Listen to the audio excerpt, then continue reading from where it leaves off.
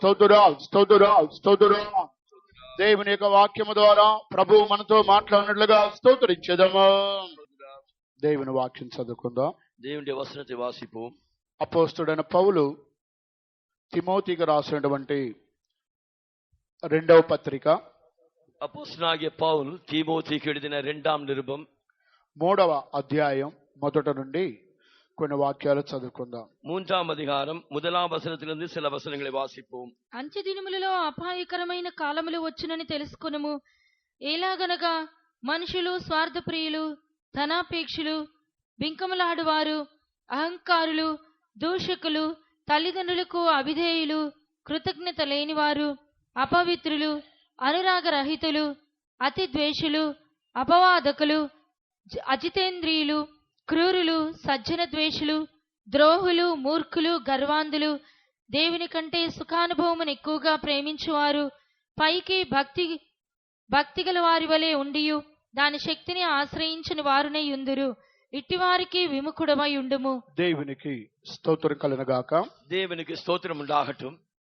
అపోస్తలుడైన పౌలు తిమోతికి రచించినటువంటి ఈ పత్రికలో అంత్య దినములలో దేవుని బిడ్డల యొక్క స్వభావము ఎలాగ ఉన్నదో ఆయన ఈ పత్రికలో తెలియపరుచున్నారు. இந்த நிருபத்திலே அப்போஸ்தலனாகிய பவுல் கடைசி நாட்களிலே தேவனுடைய பிள்ளைகளுடைய ஸ்வபாவங்கள் எவ்விதமாக இருக்கலாம் என்று அவர் విధமாக எழுதுகிறார். ఇక్కడ చెప్పబడినటువంటి ఈ కార్యములన్నీ కూడా అన్య జనులకి పౌలు తెలియపరచడం లేదు. இங்கே சொல்லப்பட்ட காரியங்கள் எல்லாவற்றையும் அப்போஸ்தலனாகிய பவுல் అన్య జనங்களுக்கு அவர் சொல்லவில்லை. లేదా రక్షణ లేని ఒక మనుషుడిలో ఉండే స్వభావములని ఆయన తెలియపరచడం లేదు. இல்லை என்றால் ரட்சிப்பில்லாத ஒரு மனிதனுடைய ஸ்வபாவங்கள் இவை என்று அவர் சொல்லவில்லை. అంత్య దినములలో బాప్తిసం పొంది పరిశుద్ధాత్మ అభిషేకం పొంది సంఘములో విశ్వాసులుగా జీవించు వారిలో ఎటువంటి స్వభావములు ఈ చివరి దినాలలో ఒక దేవుని బిడ్డలో కనబడుచున్నవో పౌలు ఇక్కడ తేటగా తెలియపరుస్తున్నారు.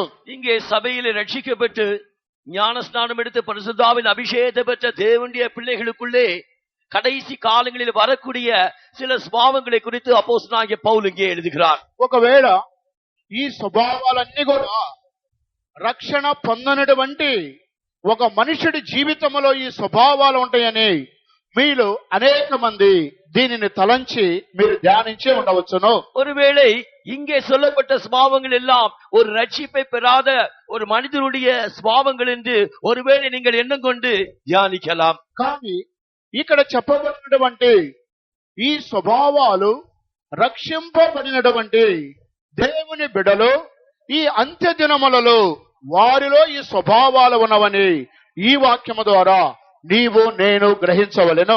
இங்கே சொல்லப்பட்ட இந்த ஸ்வபாவங்கள் தேவனுடைய பிள்ளைகளுக்குள்ளே கடைசி காலங்களிலே காணப்படுகிறது என்று இந்த வசனத்தின் மூலமாக நீயும் நானும் அறிந்து கொள்கிறோம். ఒక మాటలో చెప్పాలంటే ஒரே வார்த்தையில் சொல்ல வேண்டும் என்றால் ఒక విశ్వాసిలో అంత్య దినాలలో ఒక విశ్వాసులో ఈ స్వభావాలు ఉంటున్నవి. கடைசி காலத்திலே ஒரு விசுவாசிக்குள்ளே இப்படிப்பட்ட ஸ்வபாவங்கள் காணப்படுகிறது. అప్పుడు ప్రియమైన దేవుని బిడ్డలారా, ఈ వాక్యం ప్రకారంగా నీవు ఈ యొక్క వాక్యమును వినినప్పుడు నీవు ఒక విశ్వాసిగా దేవుని బిడ్డగా కనబడుచున్నావు కాబట్టి నీలోనే ఈ స్వభావాలు ఉంటున్నవని అలాగ నీవు గ్రహించినట్లయితే అది చాలా మంచిది. இவ்விதமாக இந்த கடைசி காலங்களிலே இப்படிப்பட்ட ஸ்வபாவங்கள் விசுவாசியாய் இருக்கிற உனக்குள்ளே இது காணப்படுகிறது என்று நீ அதை உணர்வாயானால் இந்த வசனத்தின் மூலமாக உனக்கு நன்மை உண்டாயிருக்கும். ఒకవేళ మనం అనుకుంటాము నేను రక్షింపబడి 50 సంవత్సరాల విశ్వాసిని, పాత విశ్వాసిని, లేదా 30 సంవత్సరాలు 40 సంవత్సరములు 25 సంవత్సరాల విశ్వాసిని అని ఒకవేళ మన యొక్క సీనియారిటీని మనం చెప్పుకుంటూ మనము సంతోషంగా ఉండవచ్చు. ஒருவேளை நாம் ரட்சிக்கப்பட்டு 50 வருடங்கள் ஆகிவிட்டது, 30, 40 வருடங்கள் ஆகிவிட்டது, நாம் பழைய விசுவாசி என்று ஒருவேளை நீ சொல்லிக் கொண்டிருக்கலாம். మనము రక్షింపబడి ఎన్ని సంవత్సరాలు ఎంత సీనియారిటీ అయినప్పటికీ దేవుని వాక్యము తెలియజేస్తున్నది అంత్య దినములలో రక్షింపబడిన ఒక విశ్వాసులు ఈ స్వభావాలు ఉంటున్నవని పౌలు బోధిస్తున్నాడు. நாம் ரட்சிக்கப்பட்டு எத்தனை வருடங்கள் ஆனாலும் எவ்வளவு சீனியாரிட்டி இருந்தாலும் இந்த வசனம் நமக்கு சொல்லுகிறது இந்த சுபாவங்கள் ரட்சிக்கப்பட்ட நமக்குள்ளே தான் காணப்படுகிறது என்று. దీనిని గురించి పౌలు మాత్రమే కాదు, యాకోబు యొక్క భక్తుడు కూడా ఇదే కార్యమును అంత్య దినములలో దేవుని బిడ్డల్లో ఉండే స్వభావాల గురించి ఆయన కూడా తన పత్రికలో తెలియచేస్తున్నారు. இந்த சுபாவங்களை குறித்து அப்போஸ்தலனாகிய பவுல் மாத்திரமல்ல, அப்போஸ்தலனாகிய யாக்கோபும் தன்னுடைய நிருபத்திலே கடைசி நாட்களிலே தேவனுடைய பிள்ளைகளுக்குள்ளே காணப்படுகிறது என்று அவர் எழுதுகிறார். యాకోబు పత్రిక 5వ అధ్యాయము 3వ వాక్యం. యాకోబు 5వ అధ్యాయం 3వ వచనం. మీ బంగారమును మీ వెండియు తుప్పు పట్టినవి, వాటి తుప్పు మీ మీద సాక్ష్యముగా ఉండి అగ్నివలే మీ శరీరములను తినివేయును, అంత్యదినముల యందు ధనము కూర్చుకొంటిరి. దేవునికి స్తోత్రం కలుగును గాక. దేవునికి స్తోత్రం ఉండాగట్టే. ఇక్కడ మీ యొక్క బంగారము మీ వెండి తుప్పు పట్టినది. இங்கே உங்கள் பொன்னும் வெள்ளியும் துருப்பிடித்தது. ఆ తుప్పు మీ మీద సాక్ష్యము పలుకుచున్నది. அவைகளில் உள்ள துரு உங்களுக்கு விரோதமாய் சாட்சியிடுகிறது. ఆ అగ్ని వలె మీ శరీరములను తినివేయుచున్నది. இது அக்கினியை போல உங்கள் மாంసத்தை தின்னும். ఆ తర్వాత అంత్య దినముల యందు ధనము కూర్చుకొంటిరి. கடைசி நாட்களிலே நீங்கள் பொக்கிஷத்தை சேர்ப்பீர்கள். ఆ అంత్య దినాలలో దేవుని బిడలు ధనము వలన, బంగారం వలన, వెండి వలన వారి ఆత్మీయ జీవితం నశించినట్లుగా యాకోబు భక్తుడు సెలవిస్తున్నాడు. கடைசி நாட்களிலே தேவனுடைய பிள்ளைகளுக்கு அந்த அவர்களுடைய ஐஸ்வர்யத்தின் மூலமாகவும் பொன்னின் மூலமாகவும் வெள்ளியின் மூலமாகவும் அவர்களுடைய ஆவிக்குரிய ஜீவியம் பாதிக்கப்படுகிறது என்று அப்போஸ்தலனாகிய யாக்கோபு எழுதுகிறார். ఒక మాటలో చెప్పాలంటే బంగారము, వెండి, ధనమును ఆధారం చేసుకొని క్రీస్తునైనా విడిచిపెట్టడానికి వారు సిద్ధముగా ఉన్నారు. ஒரே வார்த்தையில் சொல்ல வேண்டும் என்றால் அவர்கள் ஐஸ்வர்யத்தையும் பொன்னையும் வெள்ளியும் சேர்த்துக் கொண்டு கிறிஸ்துவை விட்டுவிட அவர்கள் ஆயத்தமாயிருப்பார்கள். క్రీస్తు మాకు వద్దు, సంఘము మాకు వద్దు, దైవ సేవకుల వద్దు, దేవుని రాజ్యమే వద్దు, మాకు కావాల్సింది వెండి, బంగారం, ధనమే మాకు కావాలి.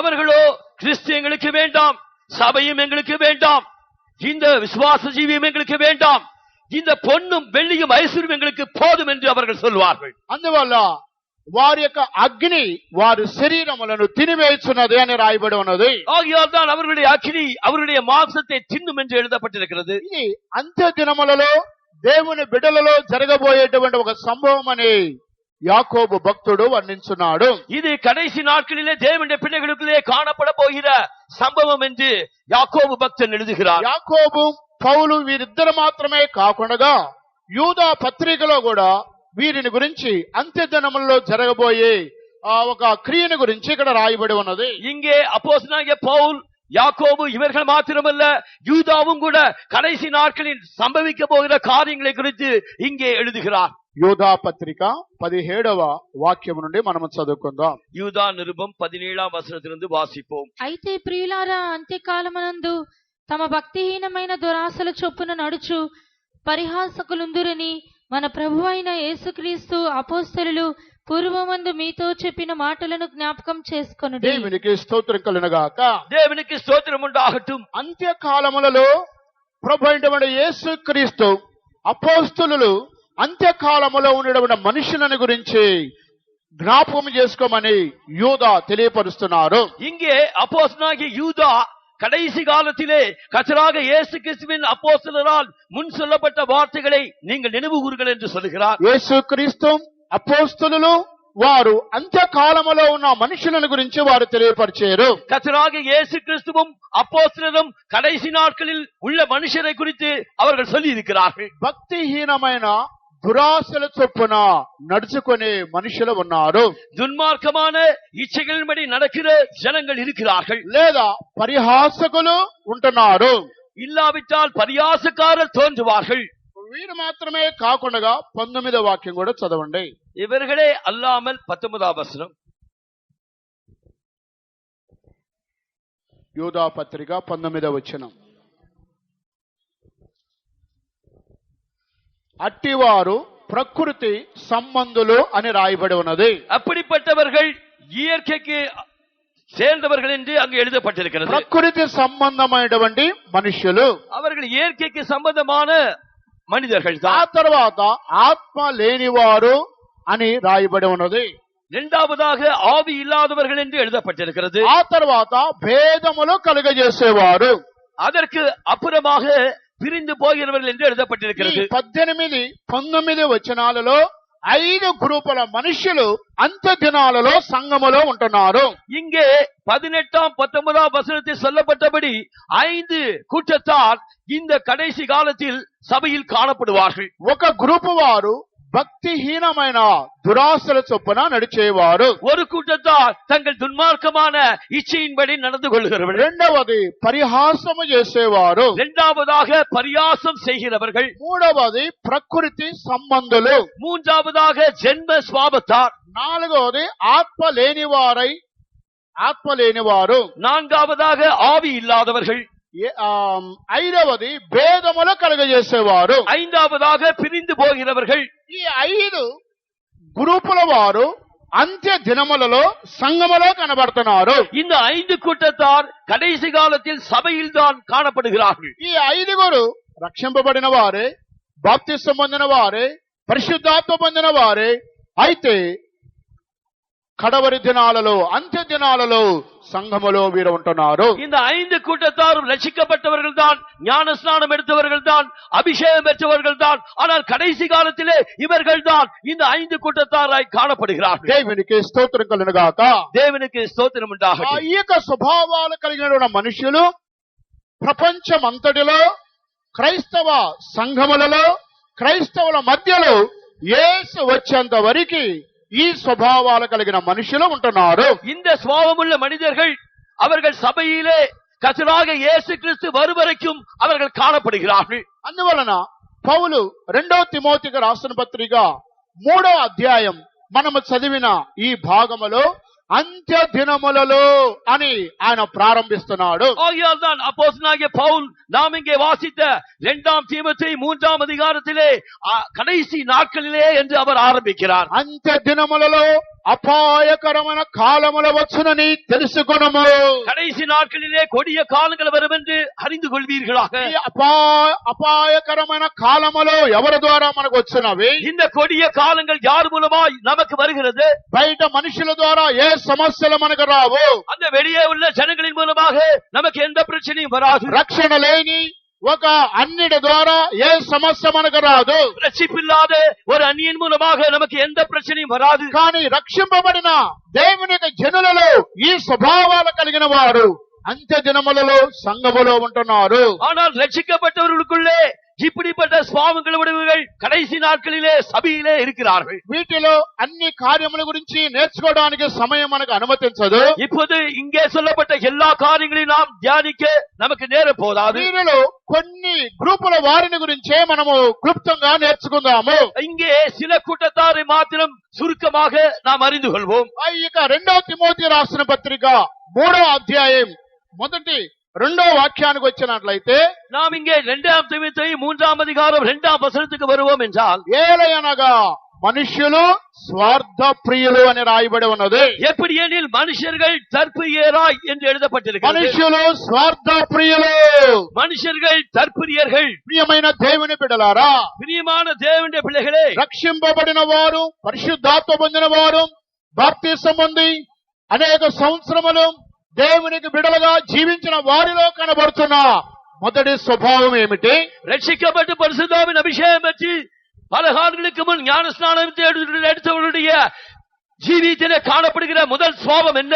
ఒక దేవుని బిడలో కనబడుతున్న ఒక స్వభావం అంత్య దినాలలో స్వార్థ ప్రియులైంటున్నారు. ஒரு தேவனுடைய பிள்ளைக்குள்ளே கடைசி நாட்களிலே காணப்படுகிற சுபாவம் அவர்கள் தற்பிரியர்கள். ఒకవేళ ఈ యొక్క వాక్యమును వినినప్పుడు ఇది మీకు ఒక ఆశ్చర్యమును కలిగించవచ్చును. ஒருவேளை இந்த வசனத்தை நீங்கள் கேட்கும் போது உங்களுக்கு இது ஒரு ஆச்சரியத்தை உண்டாக்கலாம். రక్షింపబడిన దేవుని బిడ్డలలో ఈ స్వభావం ఎలాగ ఉంటుంది? ரட்சிக்கப்பட்ட தேவனுடைய பிள்ளைக்குள்ளே இந்த சுபாவம் எவ்விதமாக இருக்கிறது? ఏదో ఒక దేవుని నమ్మని ఒక వ్యక్తిలో ఉందంటే పర్వాలేదు. ஏதோ தேவனை நம்பாத ஒரு மனிதனிடத்திலே இது இருந்தால் பரவாயில்லை. కానీ రక్షింపబడిన ఒక క్రైస్తవుని యొక్క జీవితములో ఈ స్వభావం కనబడుతున్నది. ஆனால் ரட்சிக்கப்பட்ட ஒரு கிறிஸ்துவனுடைய ஜீவித்தில் தான் இந்த சுபாவம் காணப்படுகிறது. ఒకవేళ అనేక మంది అనుకోవచ్చు, నేను రక్షింపబడ్డాను, బాప్తిసం తీసుకున్నాను, పరిశుద్ధాత్మ పొందాను, నేను అపోస్తల బోధలో ఉన్నానని మనం వన్ వేలోనే మనం సంతోషపడవచ్చును. அவ்விதமாக சிலர் என்ன கூடும், நான் ரட்சிக்கப்பட்டேன், ஞானஸ்நானம் எடுத்தேன், பரிசுத்தாவின் அபிஷேகத்தை பெற்றேன், இப்பொழுது அப்போஸ்தல உபதேசத்திலே இருக்கிறேன் என்று அவர்கள் திருப்தி செய்யக்கூடும். ఈ యొక్క వాక్యమును నేను కూడా అనేక సార్లు చదువుకొని ఉన్నాను, இந்த வசனத்தை நான் அநேக முறை வாசித்திருக்கிறேன், కానీ ఎప్పుడు ఇది ప్రసంగములో నేను ఉపయోగించలేదు. ஆனால் எப்பொழுதும் இந்த பிரசங்கத்திலே நான் இது உபயோகிக்கவில்லை. కానీ రాత్రి కాల సమయములో చాలా సేపు ఈ యొక్క వాక్యమును ధ్యానించి ఉన్నాను. ஆனால் ராத்திரி வேளையிலே அநேக முறை இந்த வசனத்தை நான் தியானித்தேன். రక్షింపబడిన దేవుని జనులలో అంత్య దినములలో వారిలో ఈ స్వభావం కనబడుతున్నది. ரட்சிக்கப்பட்ட தேவ ஜனங்களுக்குள்ளே கடைசி நாட்களிலே இந்த சுபாவம் காணப்படுகிறது. ఒకవేళ నీవు రక్షింపబడినప్పటికీ, ஒருவேளை நீ ரட்சிக்கப்பட்டிருந்தாலும், బాప్తిసం పరిశుద్ధాత్మ అభిషేకం పొందినా సరే, ஞானஸ்நானத்தை பற்றி அபிஷேகத்தை பெற்றிருந்தாலும் சரி, అంత్య దినములలో ఒక దేవుని బిడ్డలో స్వార్థము అనేది ప్రవేశిస్తుంది. கடைசி நாட்களிலே ஒரு தேவனுடைய பிள்ளைக்குள்ளே தற்பிரியம் என்பது அது நுழைகிறது. దినములు సంవత్సరములు గడిచిన కొలది அவர்கள் 20 வருடங்கள் கடந்த பின்னும் దేవుని యొక్క ప్రేమ వారిలో తగ్గిపోయింది. தேவனுடைய அன்பு அவர்களுக்குள்ளே குறைந்து போயிற்று. దేవుని ప్రేమ వారిలో దూరమైపోయినది. தேவனுடைய அன்பு அவர்களுக்கு தூரமாயிற்று. అందువల్ల స్వార్థము అనేది వారిలో ప్రవేశించింది. ஆகையால் தான் அவர்களுக்குள்ளே தற்பிரியம் என்பது நுழைந்தது. రక్షింపబడి బాప్తిసం పొందిన దేవుని బిడ్డలలో ఈ స్వార్థం అనేది క్రియ చేస్తున్నది. ரட்சிக்கப்பட்ட தேவனுடைய பிள்ளைகளுக்குள்ளே இந்த தற்பிரியம் என்பதுதான் கிரியை செய்கிறது. అందువల్ల ఒకరు సంతోషముగా ఉంటే, ఒక విశ్వాస సంతోషంగా ఉంటే మరికొంతమంది విశ్వాసులు ఓర్చుకోలేరు. ஒரு விசுவாசி சந்தோஷமாக இருந்தால் மற்றும் சில விசுவாசிகள் அதை தாங்கிக் கொள்ள முடியாது. లేదా ఒక విశ్వాసి మంచి ఉద్యోగముతో సంతోషంగా ఉంటే ఇంకొకరు ఓర్చుకోలేరు. இல்லை என்றால் இன்னொரு விசுவாசி அவர் நல்ல உத்தியோகத்தோடு நன்றாக செழிப்பாக இருந்தால் இன்னொரு விசுவாசி அதை தாங்கிக் கொள்ள முடியாது. లేదా ఒకరికి మంచి వివాహం జరిగినట్లయితే ఇంకొకరు ఓర్చుకోలేరు. இல்லாவிட்டால் ஒருவருக்கு நல்ல விவாகம் நடைபெற்றால் இன்னொருவர் அதை பொறுத்துக் கொள்ள முடியாது. ఆ తర్వాత ఒకరు ప్రార్థన చేసినట్లయితే మరొకరు ఓర్చుకోలేరు. இல்லை என்றால் ஒருவர் செபித்தால் இன்னொருவருக்கு பொறுக்காது. ఒకరు బైబిల్ చదివినట్లయితే ఇంకొకరు ఓర్చుకోలేరు. ஒருவர் வேதத்தை வாசித்தால் இன்னொருவர் அவரை தாங்கிக் கொள்ள ఒకరు முடியாது. దేవునికి అభిషేకం ద్వారా నింపబడినట్లయితే మరొకరు ఓర్చుకోలేరు. ஒருவர் பரிசுத்தாவின் அபிஷேகத்தால் நிரப்பப்பட்டால் இன்னொருவர் அதை பொறுத்துக் கொள்ள முடியாது. ఒకరు అన్ని ప్రార్థనకి క్రమముగా వచ్చినట్లయితే ఇంకొకరు ఓర్చుకోలేరు. சிலர் எல்லா ஜெபங்களுக்கும் ஒழுங்காக வருவார்களானால் மற்றவர்களுக்கு அதை பொறுத்துக் கொள்ள ఆ முடியாது. ఫలాని వారు పిల్లలు సండే స్కూల్లో బాగా వారికి వారు మంచి ప్రైజులు వచ్చినట్లయితే మరొకరు ఓర్చుకోలేరు. சண்டே ஸ்கூலில் இந்த குறிப்பிட்ட ஆளுக்கு இவ்வளவு பரிசுகள் வந்தது என்றால் மற்றவர்களால் பொறுத்துக் கொள்ள முடியாது. కొంతమంది పిల్లలు భక్తిగా ఉన్నట్లయితే మరి కొంతమంది పిల్లలు ఓర్చుకోలేరు. சில பிள்ளைகளுக்கு பக்தியாக இருப்பார்கள் என்றால் மற்ற சில பிள்ளைகள் அதை பொறுத்துக் கொள்ள முடியாது. ఒకరు శుభ్రంగా నీట్ గా ఉన్నట్లయితే మరొకరు ఓర్చుకోలేరు. ஒருவர் சுத்தமாக நீச்சாக இருப்பார் என்றால் மற்றவரால் பொறுத்துக் கொள்ள முடியாது. ఈ విధంగా మనుషులు ఈ అంత్య దినములలో స్వార్థ ప్రియులుగా కనబడుతున్నారు. இவ்விதமாக கடைசி நாட்களிலே மனிதர்கள் தற்பிரியராக இருப்பார்கள். దేవునికి స్తోత్రం కలుగునుగాక.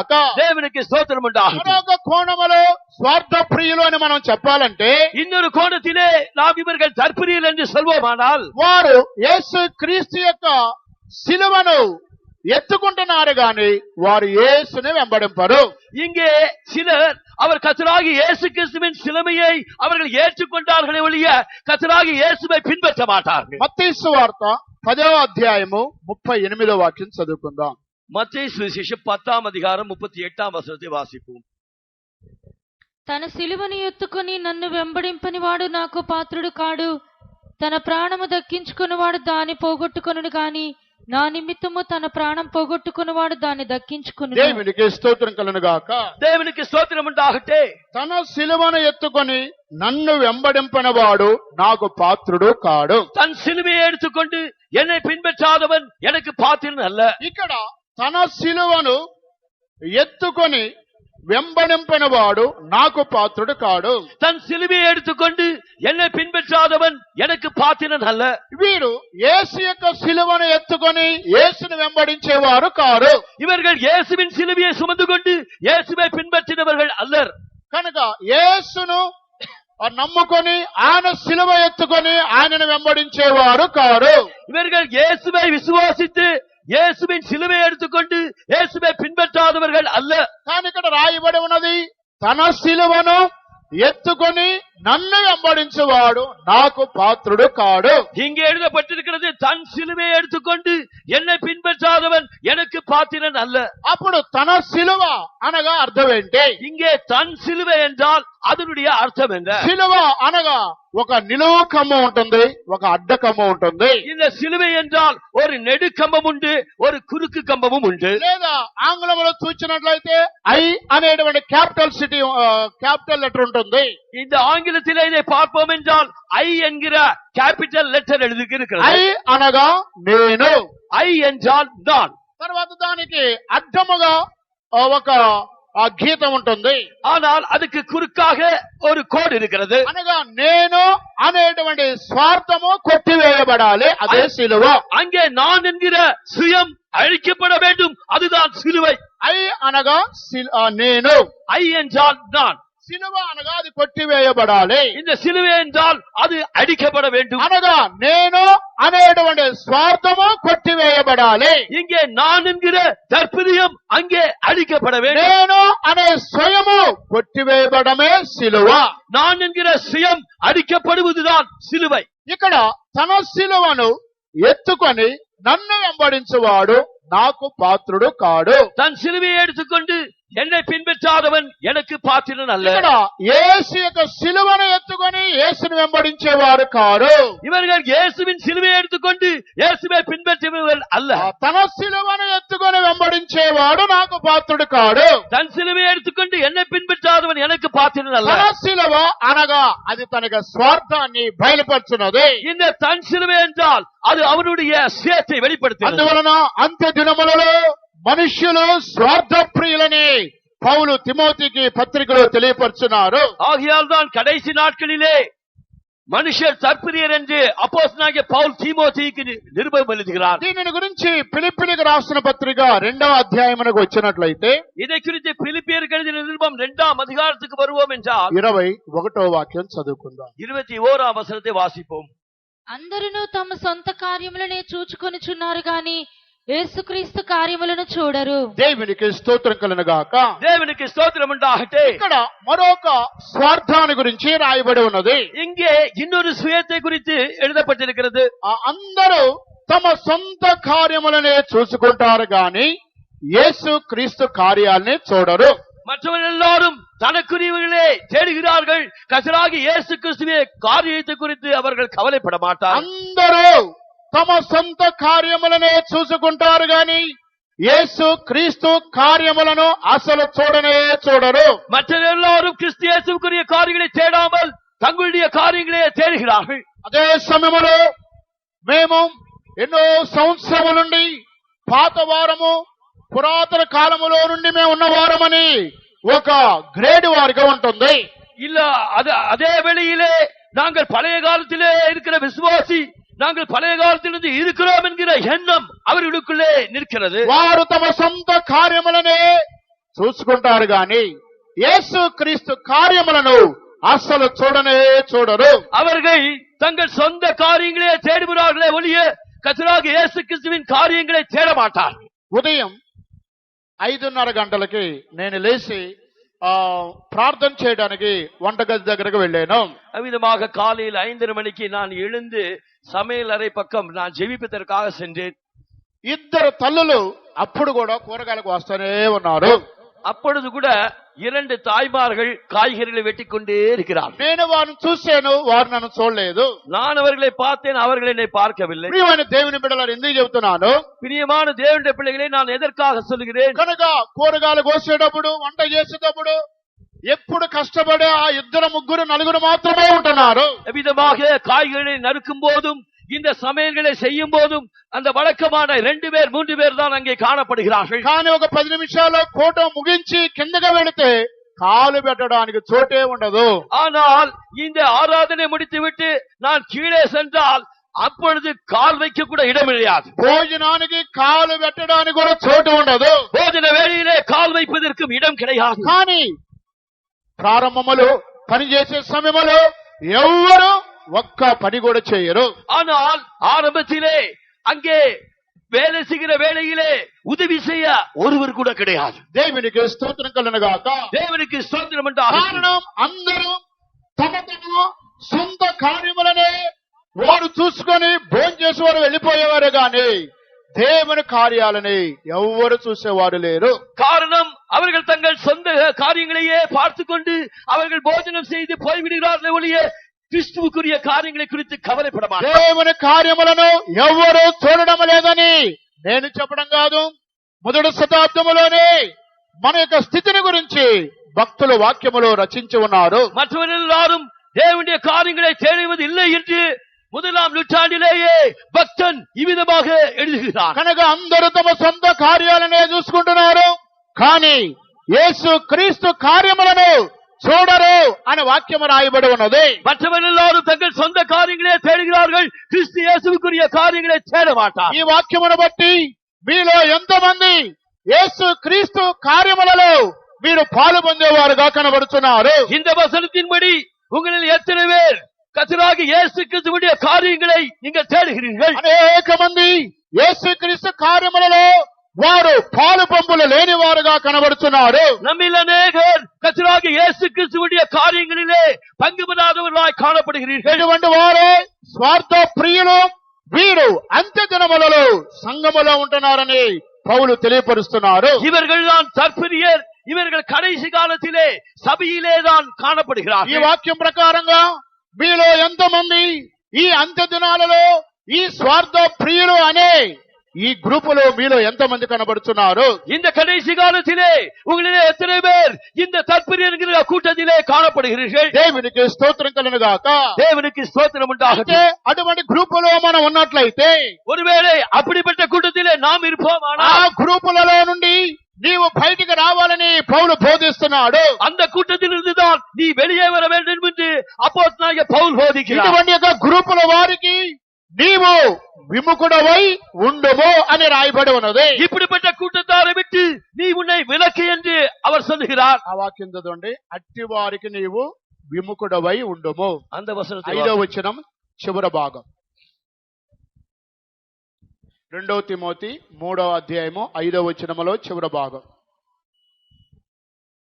పైకి ఇట్టి వారికి విముఖుడవై ఉండుము. ఇట్టి వారికి విముఖుడవై ఉండుము. இப்படிப்பட்டவர்களை நீ விட்டு விலகு.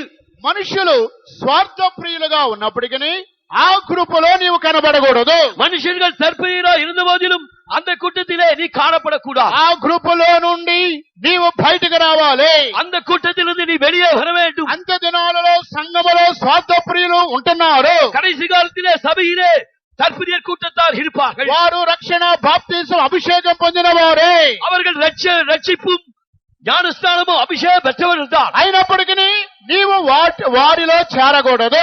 என்றாலும் நீ அவர்களுக்குள்ளே சேர வேண்டாம். అటువంటి యొక్క స్వార్థ ప్రియులనే గ్రూపులో నుండి నువ్వు బయటకు రావాలి. அப்படிப்பட்ட தற்பிரியரின் கூட்டத்தை விட்டு நீ வெளியே வர வேண்டும். వీరు మొదటి గ్రూపు వారు అంటున్నారు. இவர்கள் தான் 1ஆம் கூட்டத்தார். రెండవ గ్రూపును మనం చూసినట్లయితే 2வது கூட்டத்தை பார்ப்போம் என்றால் స్వార్థ ప్రియులు మొదటి గ్రూపు వారు, தற்பிரியர் 1வது கூட்டத்தார். రెండో గ్రూపు వారు ధనాపేక్ష ప్రియులు. 2வது கூட்டத்தார் பணப்பிரியர். రెండో గ్రూపు వారు ఎవరంటే ధనాపేక్ష ప్రియులు.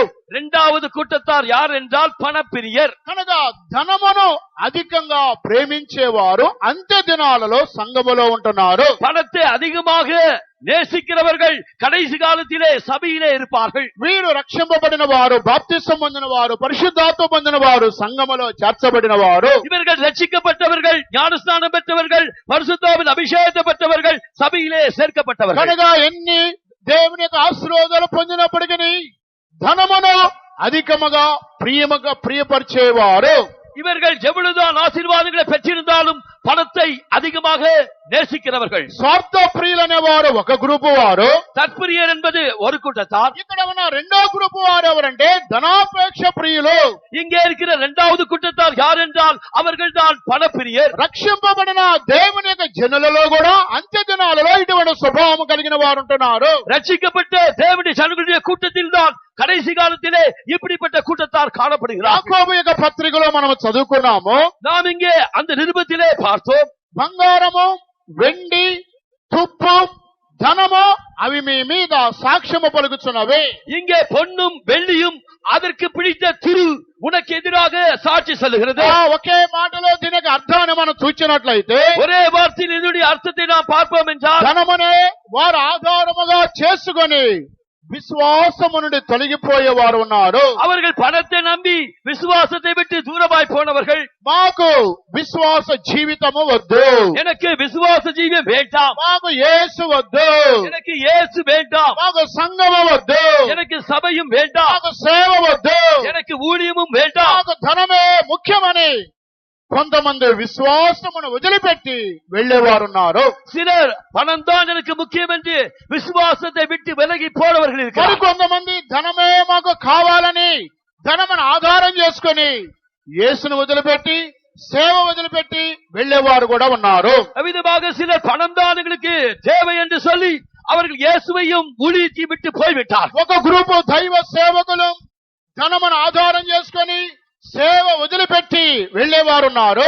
ஒரு கூட்டத்தார் ஊழியர்களிலே அவர்கள் பணத்தை வாஞ்சித்து அவர்கள் ஊழியத்தை விட்டு போய்விட்டார்கள். ఒక గ్రూపు విశ్వాసులు మాకు ఈ విశ్వాస జీవితమే వద్దు అని సంఘమును యేసును వదిలిపెట్టేవారు కూడా ఒక గ్రూపు విశ్వాసులు ఉన్నారు. ஒரு கூட்ட விசுவாசிகள் எங்களுக்கு சபையும் வேண்டாம் இயேசு வேண்டாம் என்று இயேசுவை விட்டுவிட்டவர்கள் இருக்கிறார்கள். కారణం అంత్య దినాలలో ధనాపేక్ష ప్రియులు సంఘములో ఉంటున్నారు.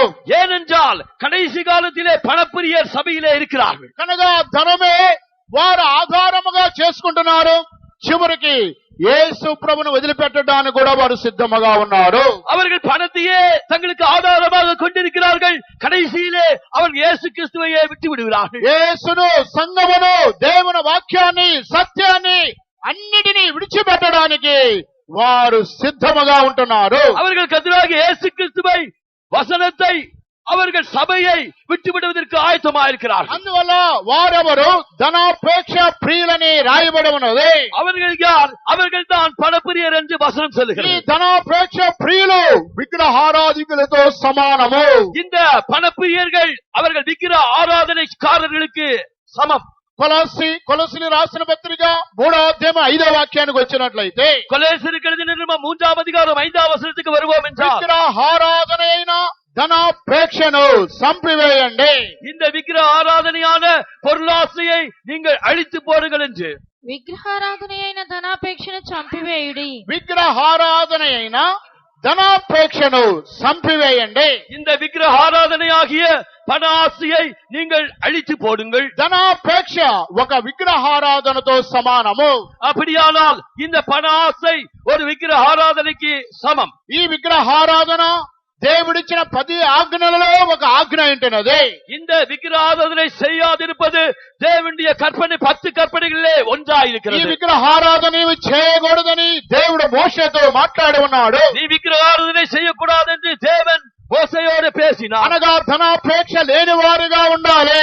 அப்படியானால் பண ஆசை இல்லாதவர்களாக நாம் இருக்க வேண்டும். కానీ అంత్య దినాలలో రక్షింపబడిన దేవుని బిడ్డలు ధనాపేక్ష ప్రియులనే వారు సంఘములో ఉంటున్నారు. ஆனால் కடைசி காலத்திலே இந்த சபையிலே பணப்பிரியர்கள் காணப்படுகிறார். ప్రియమైన దేవుని బిడ్డలారా, ఈ యొక్క రెండో గ్రూపులు నీవు ఉన్నావా లేవా నిన్ను నీవే పరిశీలన చేసుకో. நீ இந்த இரண்டாவது கூட்டத்திலே ஒருவேளை காணப்படுகிறாயா இல்லையா, நீ உன்னை நீயே சோதித்து பார். ఈ ధనాపేక్ష సమస్తమైన కీడులకు మూలమని రాయబడి ఉన్నది. இந்த பண ஆசையே எல்லா தீங்குக்கும் வேறாயிருக்கிறது என்று ఈ எழுதப்பட்டிருக்கிறது. ధనాపేక్ష ప్రతి పాపమునకు ప్రతి కీడుకి అదే కారణమని రాయబడి ఉన్నది. இந்த பண ஆசையே எல்லா பாவத்துக்கும் எல்லா தீங்குக்கும் வேறாயிருக்கிறது என்று எழுதப்பட்டிருக்கிறது. ఒక త్రాగుబోతువాడు డబ్బు ఉన్నట్లయితే రోజు తాగుతూనే ఉంటాడు. இந்த பணமுடையவர்கள் அவர்கள் பாவிகளா இருந்தால் தினந்தோறும் அவர்கள் குடிப்பார்கள். లేదా రోజు సినిమాకి వెళ్తానే ఉంటాడు. இல்லை என்றால் தினந்தோறும் அவர்கள் சினிமாவுக்கு போய்கொண்டே இருப்பார்கள். ఒక రోజు 10 రూపాయలు దొరకలేదు అనుకోండి, ஒருவேளை 10 ரூபாய் அவருக்கு கிடைக்கவில்லை என்றால் అప్పుడు అతడి పరిస్థితి ఎలా ఉంటుంది? இப்பொழுது அவர்களுடைய நிலைமை என்ன எவ்விதமாக இருக்கும்? పిచ్చెక్కినట్టుగా ఉంటుంది. அவர்களுக்கு பைத்தியம் பிடித்தது போல் అయ్యో இருக்கும். ఈ రోజు తాగలేదే, ஐயோ இன்றைக்கு நான் ఈ குடிக்கவில்லையே, రోజు సినిమాకి పోలేదే, இன்றைக்கு நான் சினிமாவுக்கு போகவில்லையே, ఎందుకు పోలేదు, ఎందుకు తాగలేదని విచారిస్తే நான் எதற்காக அவர்கள் போகவில்லை, எதற்காக குடிக்கவில்லை என்று விசாரித்தார். దొరకవలసిన 10 రూపాయలు 20 రూపాయలు ఆ రోజు దొరకలేదు. எப்பொழுதும் கிடைக்கிற 10 ரூபாய் 20 ரூபாய் அவர்களுக்கு அன்றைக்கு கிடைக்கவில்லை. ఆ 10 రూపాయలు 20 రూపాయలు లేదు కాబట్టి ఆ రోజు తాగలేదు. அந்த 10 ரூபாய் 20 ரூபாய் அவர்களுக்கு அன்றைக்கு கிடையாததால் அன்றைக்கு அவர்கள் குடிக்கவில்லை. ఆ 10 రూపాయలు 20 రూపాయలు లేదు కాబట్టి ఆ రోజు సినిమాకి వెళ్ళలేదు. அந்த 10 ரூபாய் 20 ரூபாய் அன்றைக்கு அவர்களுக்கு இல்லாததினால் அவர்கள் சினிமாவுக்கு ఒకవేళ போகவில்லை. 10 20 రూపాయలు ఉందనుకోండి, ஒருவேளை 10 20 ரூபாய் அவர்களுக்கு இருந்தால் ఆ రోజు సినిమాకి సారాయికి వెళ్ళడానికి వీలు పడుతుంది.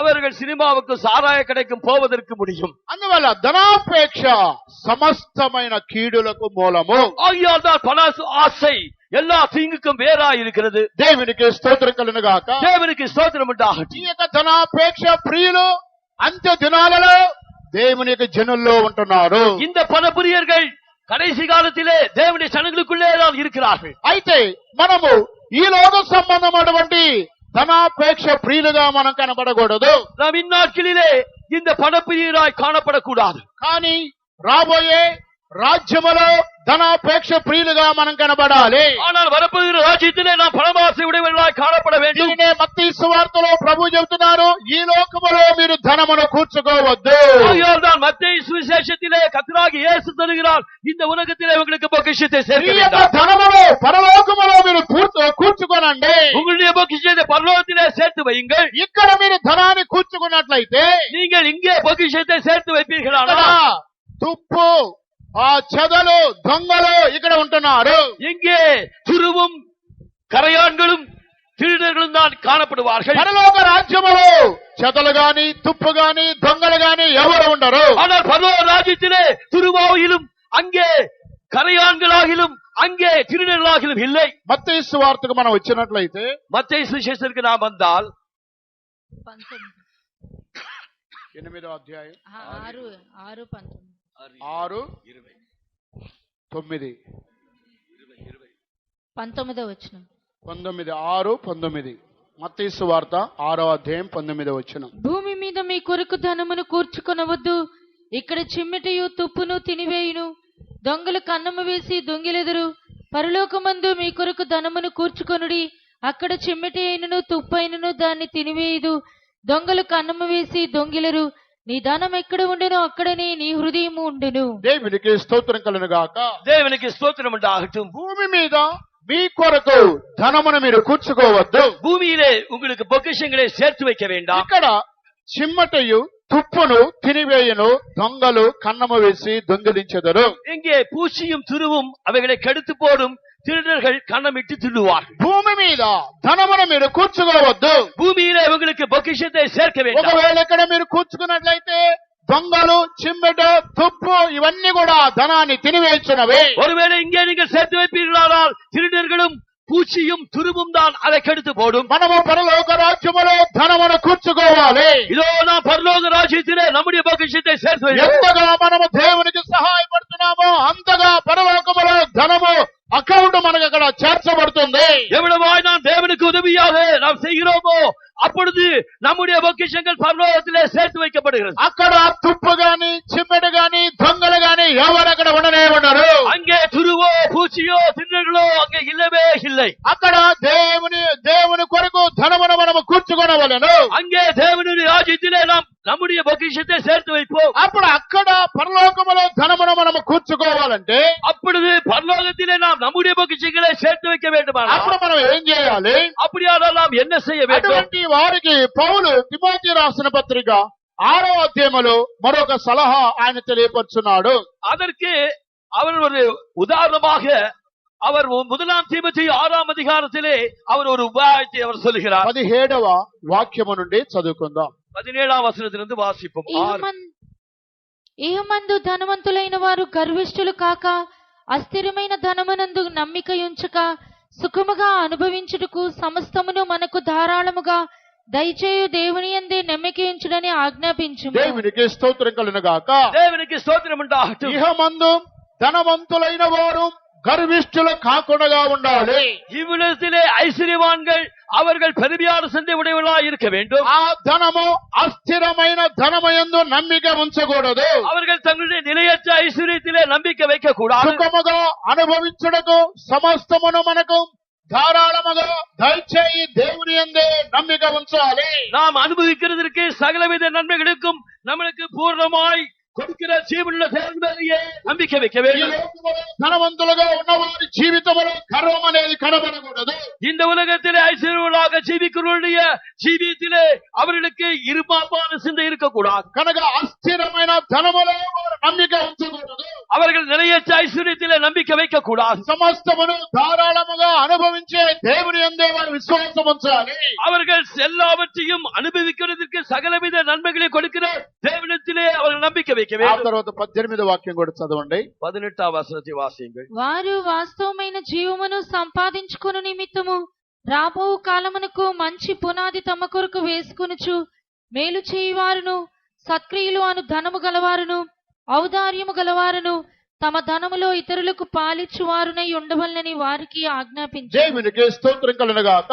தேவனுக்கு ஸ்தோத்திரம் உண்டாகட்டும். పరలోక రాజ్యములో ధనాపేక్ష ప్రియులుగా మనం కనబడాలంటే நாம் பரலோக ராஜ்யத்திலே ஒரு ஐஸ்வர்யவான்களை நாம் ஐஸ்வர்யத்தை வாஞ்சிக்கிறவர்களாக நாம் காணப்பட வேண்டும் என்றால், పరలోక రాజ్యములో అధికముగా ధనవంతులుగా మనం కనబడాలంటే பரலோக ராஜ்யத்திலே நாம் மிகவும் ஐஸ்வர்யவான்களாக காணப்பட வேண்டும் என்றால், దాని గురించి ఈ వాక్యములో రాయబడి ఉన్నది. அதை குறித்து இந்த வசனத்திலே சொல்லப்பட்டிருக்கிறது. నిజముగా పరలోక రాజ్యములో ధనవంతులుగా మారాలనే వారు వాస్తవముగా దేవుని కొరకు వారు ప్రయాసపడతారు. மெய்யாகவே பரலோக ராஜ்யத்திலே ஐஸ்வர்யவான்களாக மாற வேண்டும் என்றால் அவர்கள் மெய்யாகவே தேவனுக்கென்று உதவி செய்வார்கள். వాస్తవమైన జీవమును సంపాదించుకోని నిమిత్తము అని రాయబడి ఉన్నది. நித்திய ஜீவனை தமக்கு பற்றிக் கொள்ளும்படிக்கு என்று எழுதப்பட்டிருக்கிறது. పరలోక రాజ్యము కొరకు వారు యథార్థముగా ప్రయాసపడేవారు.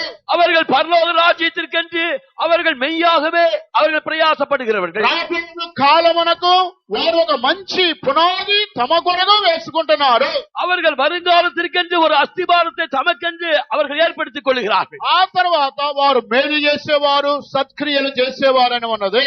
அவர்கள் நன்மை செய்கிறவர்கள், அவர்கள் நற்கிரியை செய்கிறவர்கள் என்று எழுதப்பட்டிருக்கிறது. ఔదార్యము గలవారని రాయబడి ఉన్నది. தாராளமாய் கொடுக்கிறவர்கள் என்று తమ எழுதப்பட்டிருக்கிறது.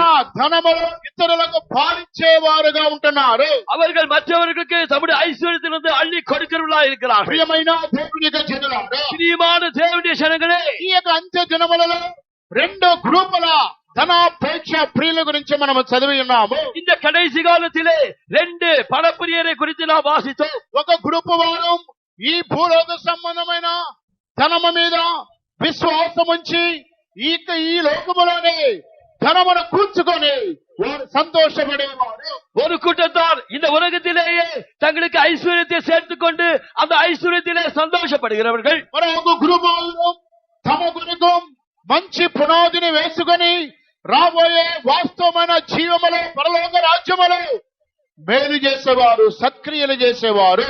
இன்னொரு கூட்டத்தார் அவர்கள் வருங்காலத்திற்கு ஏற்ற தங்களுக்கு நல்ல ஆதாரத்தை போடுகிறவர்களாக அவர்கள் பரலோகத்திலே தங்களுடைய பொக்கிஷத்தை சேர்த்து வைப்பதற்காக நன்மை செய்கிறவர்கள். ఈ రెండు గ్రూపులలో ఏ యొక్క ధనాపేక్ష ప్రియులుగా మీరు కనబడుతున్నారు? இந்த ரெண்டு கூட்டத்திலே நீங்கள் எந்த கூட்டத்தை சேர்ந்த பணப்பிரியராய் காணப்படுகிறீர்கள்? భూలోక సంబంధమైన ధనాపేక్ష ప్రియులుగా మీరు కనబడుతున్నారా?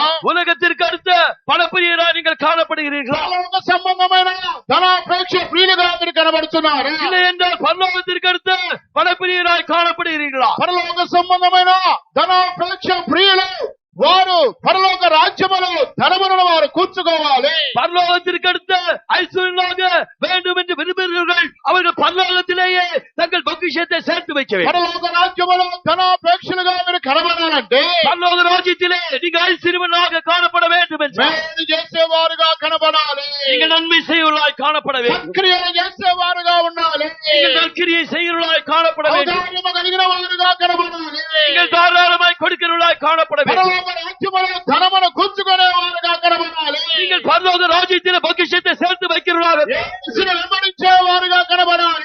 இயேசுவை பின்பற்றுவர்களாக காணப்பட வேண்டும். అయితే ఈ లోకములో ధనమును కూర్చుకునేవారు సమస్తమైన కీడులకు మూలముగా ఉంటున్నారు. ஆனால் இந்த உலகத்திலே தங்களுடைய பொக்கிஷத்தை சேர்த்து வைக்கிறவர்கள் எல்லாவற்றிற்கும் எல்லா தீங்குக்கும் வேறாயிருக்கிறார்கள். వారి యొక్క వెండి బంగారము ధనము తుప్పు బట్టి ఆ తుప్పు వారి మీద సాక్షిగా ఉంటుంది. அவர்களுடைய பொன்னும் வெள்ளியும் துருப்பிடித்த அந்த துரு அவர்களுக்கு விரோதமாக சாட்சியாக நிற்கிறது. ఆ వెండి బంగారము ధనము అగ్ని వలె వారి శరీరములను తినివేస్తున్నది.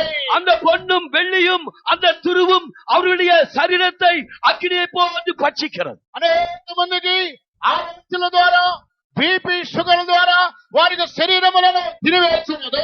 அவர்களுக்கு தங்களுடைய யோசனைகள் மூலமாக அவர்களுடைய பிபி சுகர் மூலமாக அவருடைய சரீரத்தை அது தின்னுகிறது. అగ్ని వలె దేహములను తినివేస్తున్నది.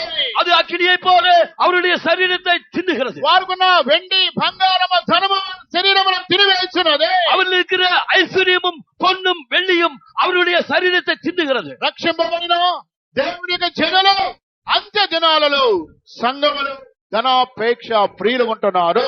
இந்நாட்களிலே கடைசி காலத்திலே சபையிலே ரட்சிக்கப்பட்டவர்களுக்குள்ளே பணப்பிரியர் இருக்கார். ప్రియమైన దేవుని యొక్క జనులారా, பிரியமான தேவனுடைய ஜனமே, ఈ యొక్క గ్రూపులో మీలో ఎంతమంది కనబడుతున్నారు? இந்த கூட்டத்திலே உங்களில் எத்தனை பேர் காணப்படுகிறீர்கள்? దీనినే పౌలు హెబ్రీయులకు రాసిన పత్రిక 13వ అధ్యాయానికి వచ్చినట్లయితే இதை குறித்து எபிரேயருக்கு நிருபம் 13ஆம் அதிகாரத்துக்கு வருவோம் என்றால், ధనాపేక్ష లేని వారై దేవుడు మీకు కలిగిన వాటిలో మీరు తృప్తి చెందండి. நீங்கள் பண ஆசை இல்லாதவர்களாய் நடந்து உங்களுக்கு இருக்கிறவர்கள் போதும் என்று எண்ணுங்கள். 13:5 ధనాపేక్ష లేని వారై మీకు కలిగిన వాటితో తృప్తి పొంది ఉండుడి. దేవునికి స్తోత్రం కలుగును గాక.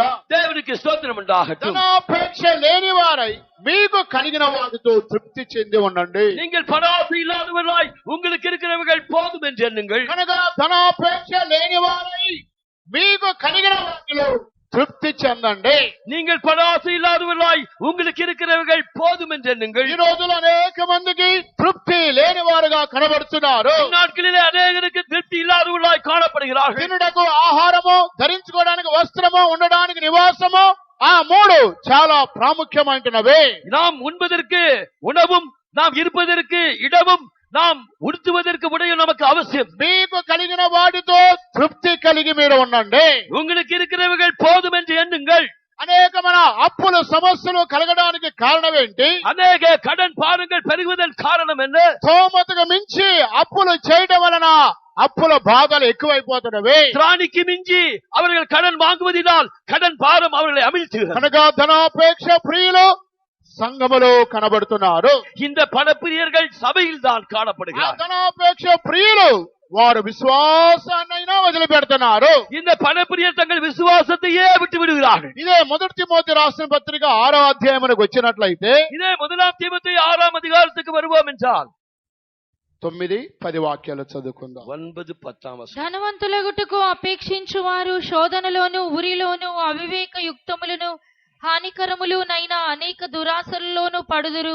అట్టవి మనుషులను నష్టములోను నాశనములోను ముంచివేయును. ఎందుకనగా ధనాపేక్ష సమస్తమైన కీడులకు మూలము. కొందరు దానిని ఆశించి విశ్వాసము నుండి తొలగిపోయి నానా బాధలతో తమను తామే పొడుచుకొనిరి. దేవునికి స్తోత్రం కలుగును గాక. தேவனுக்கு ஸ்தோத்திரம் உண்டாகட்டும். ధనవంతులకు అపేక్షించేవారు, இங்கே ஐஸ்வர்யமாக விரும்புகிறவர்கள், గొప్ప ధనవంతుడుగా మారాలని ఎవరికైతే కోరిక ఉన్నదో ఆ కోరిక రివర్స్ అయిపోతుంది. பெரிய ஐஸ்வர்யனாக மாற வேண்டும் என்று யார் யாரிடத்தில் அந்த விருப்பம் இருக்கிறதோ அது அவர்களுக்கு எதிர்மாறாக மாறிவிடுகிறது. గొప్ప ధనవంతులుగా మారాలని మీలో ఎవరైతే కోరుకుంటున్నారో వారికి ఫస్ట్ కలిగే సంభవం ఏంటి? பெரிய ஐஸ்வர்யனாக மாற வேண்டும் என்று விரும்புகிறவர்களுக்கு முதலாவது சம்பவிக்கிற காரியம் என்ன? శోధనలో వారు పడుతున్నారు. சோதனையிலே விழுகிறார்கள். మీలో ఎవరైతే బ్రదర్ సైడ్ అయినా సిస్టర్ సైడ్ అయినా నేను గొప్ప ధనవంతుడుగా ధనవంతురాలుగా మారాలని మీలో ఎవరు అనుకుంటున్నారు? చేతులు ఎత్తండి. உங்களில் யார் யார் நான் பெரிய ஐஸ்வர்யனாக மாற வேண்டும் என்று சகோதரர் பக்கத்திலும் சகோதரில் பக்கத்திலும் வாஞ்சிக்கிறார்கள், கரங்களை உயர்த்துங்கள். నేను లక్షాధికారి కోటేశ్వరుడుగా మారాలనుకున్న వాళ్ళు ఎవరు ఉంటే చేతులు ఎత్తండి. நான் லட்சாதிபதியாக కోటీశ్వరనాக మార வேண்டும் என்று విரும்புகிறவர்கள் కరங்களை ఉయర్తుங்கள். ఇప్పుడు చేతులెత్తపోయినా మనసులో మాత్రం ఆ కోరిక ఉన్నది. இப்பொழுது கைகளை உயர்த்தாவிட்டாலும் அவருடைய மனதிலே அந்த விருப்பம் இருக்கிறது. కానీ దేవుని యొక్క వాక్యం ఏం చెబుతుంది? ஆனால் தேவனுடைய வசனம் என்ன சொல்லுகிறது? శోధనలో వారు పడుతున్నారు, அவர்கள் சோதனையிலே விடுகிறார்கள். ఆ తర్వాత శోధన మాత్రమే కాదు, ఉరిలో కూడా వారు పడుతున్నారు. அவர்கள் சோதனையில் மாத்திரமல்ல கண்ணியிலும் சிக்குறார்கள். శోధనలోను ఉరిలోను అవివేక యుక్తములైన హానికరములైన అనేక దురాశలలోను పడుదురు. அவர்கள் மனுஷரை கேட்டிலும் அழிவிலும் அமிழ்த்துகிற மதிகேடும் சீகேடுமான துர்ரட்சைகளிலே விடுகிறார்கள். ఆలోచన ఒక్కటే, ధనవంతులుగా మారాలని ఒకే ఒక ఆలోచన మనకున్నది. அவர்களுக்கு இருக்கிற ஒரே ஒரு எண்ணம், அவர்கள் பெரிய ஐஸ்வர்யனாக மாற வேண்டும் என்பது. ఒకే ఆలోచన ద్వారా ఎన్ని నష్టాలు ఉన్నాయో ఇక్కడ చూడండి. அந்த ஒரே எண்ணத்தின் மூலமாக இங்க எத்தனை நஷ்டங்கள் அவர்களுக்கு உண்டாகிறது பாருங்கள். ఒకటి శోధన, ஒன்று சோதனை, రెండోదిగా ఉరిలోను, இரண்டாவது கண்ணி, మూడోది అవివేక యుక్తములను, மூன்றாவதாக அது கேட்டின் அழிவிலும், నాలుగోది హానికరములనైన, நான்காவதாக மதிகேடும் செதுவுமான, ఐదోది అనేక దురాశలలో పడుదురు, ஐந்தாவதாக பலவித இச்சைகளிலே விடுவார்கள். కోరిక ఒక్కటే కానీ అనేకమైన కీడులు ఉన్నవి. அவர்களுடைய விருப்பம் ஒன்றுதான், ஆனால் அங்கே அநேக தீங்குகள் இருக்கிறது. అందువల్ల ధనాపేక్షలుగా మారాలని వాంఛ కలిగితే వీటన్నిటిని తట్టుకోవాలి. இங்கே நீங்கள் பணக்காரராக மாற வேண்டும் என்று வாஞ்சித்தால் இவைகள் எல்லாவற்றையும் நீங்க பிடித்துக் கொள்ள வேண்டும். ఏ శోధన వచ్చినా తట్టుకోగలిగే కెపాసిటీ ఉండాలి. எந்த சோதனை வந்தாலும் அதிலே இருக்கக்கூடிய அவங்களுக்கு அந்த கெபாசிட்டி இருக்க வேண்டும். ఏ ఉరి వచ్చినా తట్టుకోవాలి. எந்த கண்ணி வந்தாலும் அதை பிடித்துக் கொள்ள வேண்டும். ఆ తర్వాత అవివేక యుక్తములు ఏది వచ్చినా భరించాలి.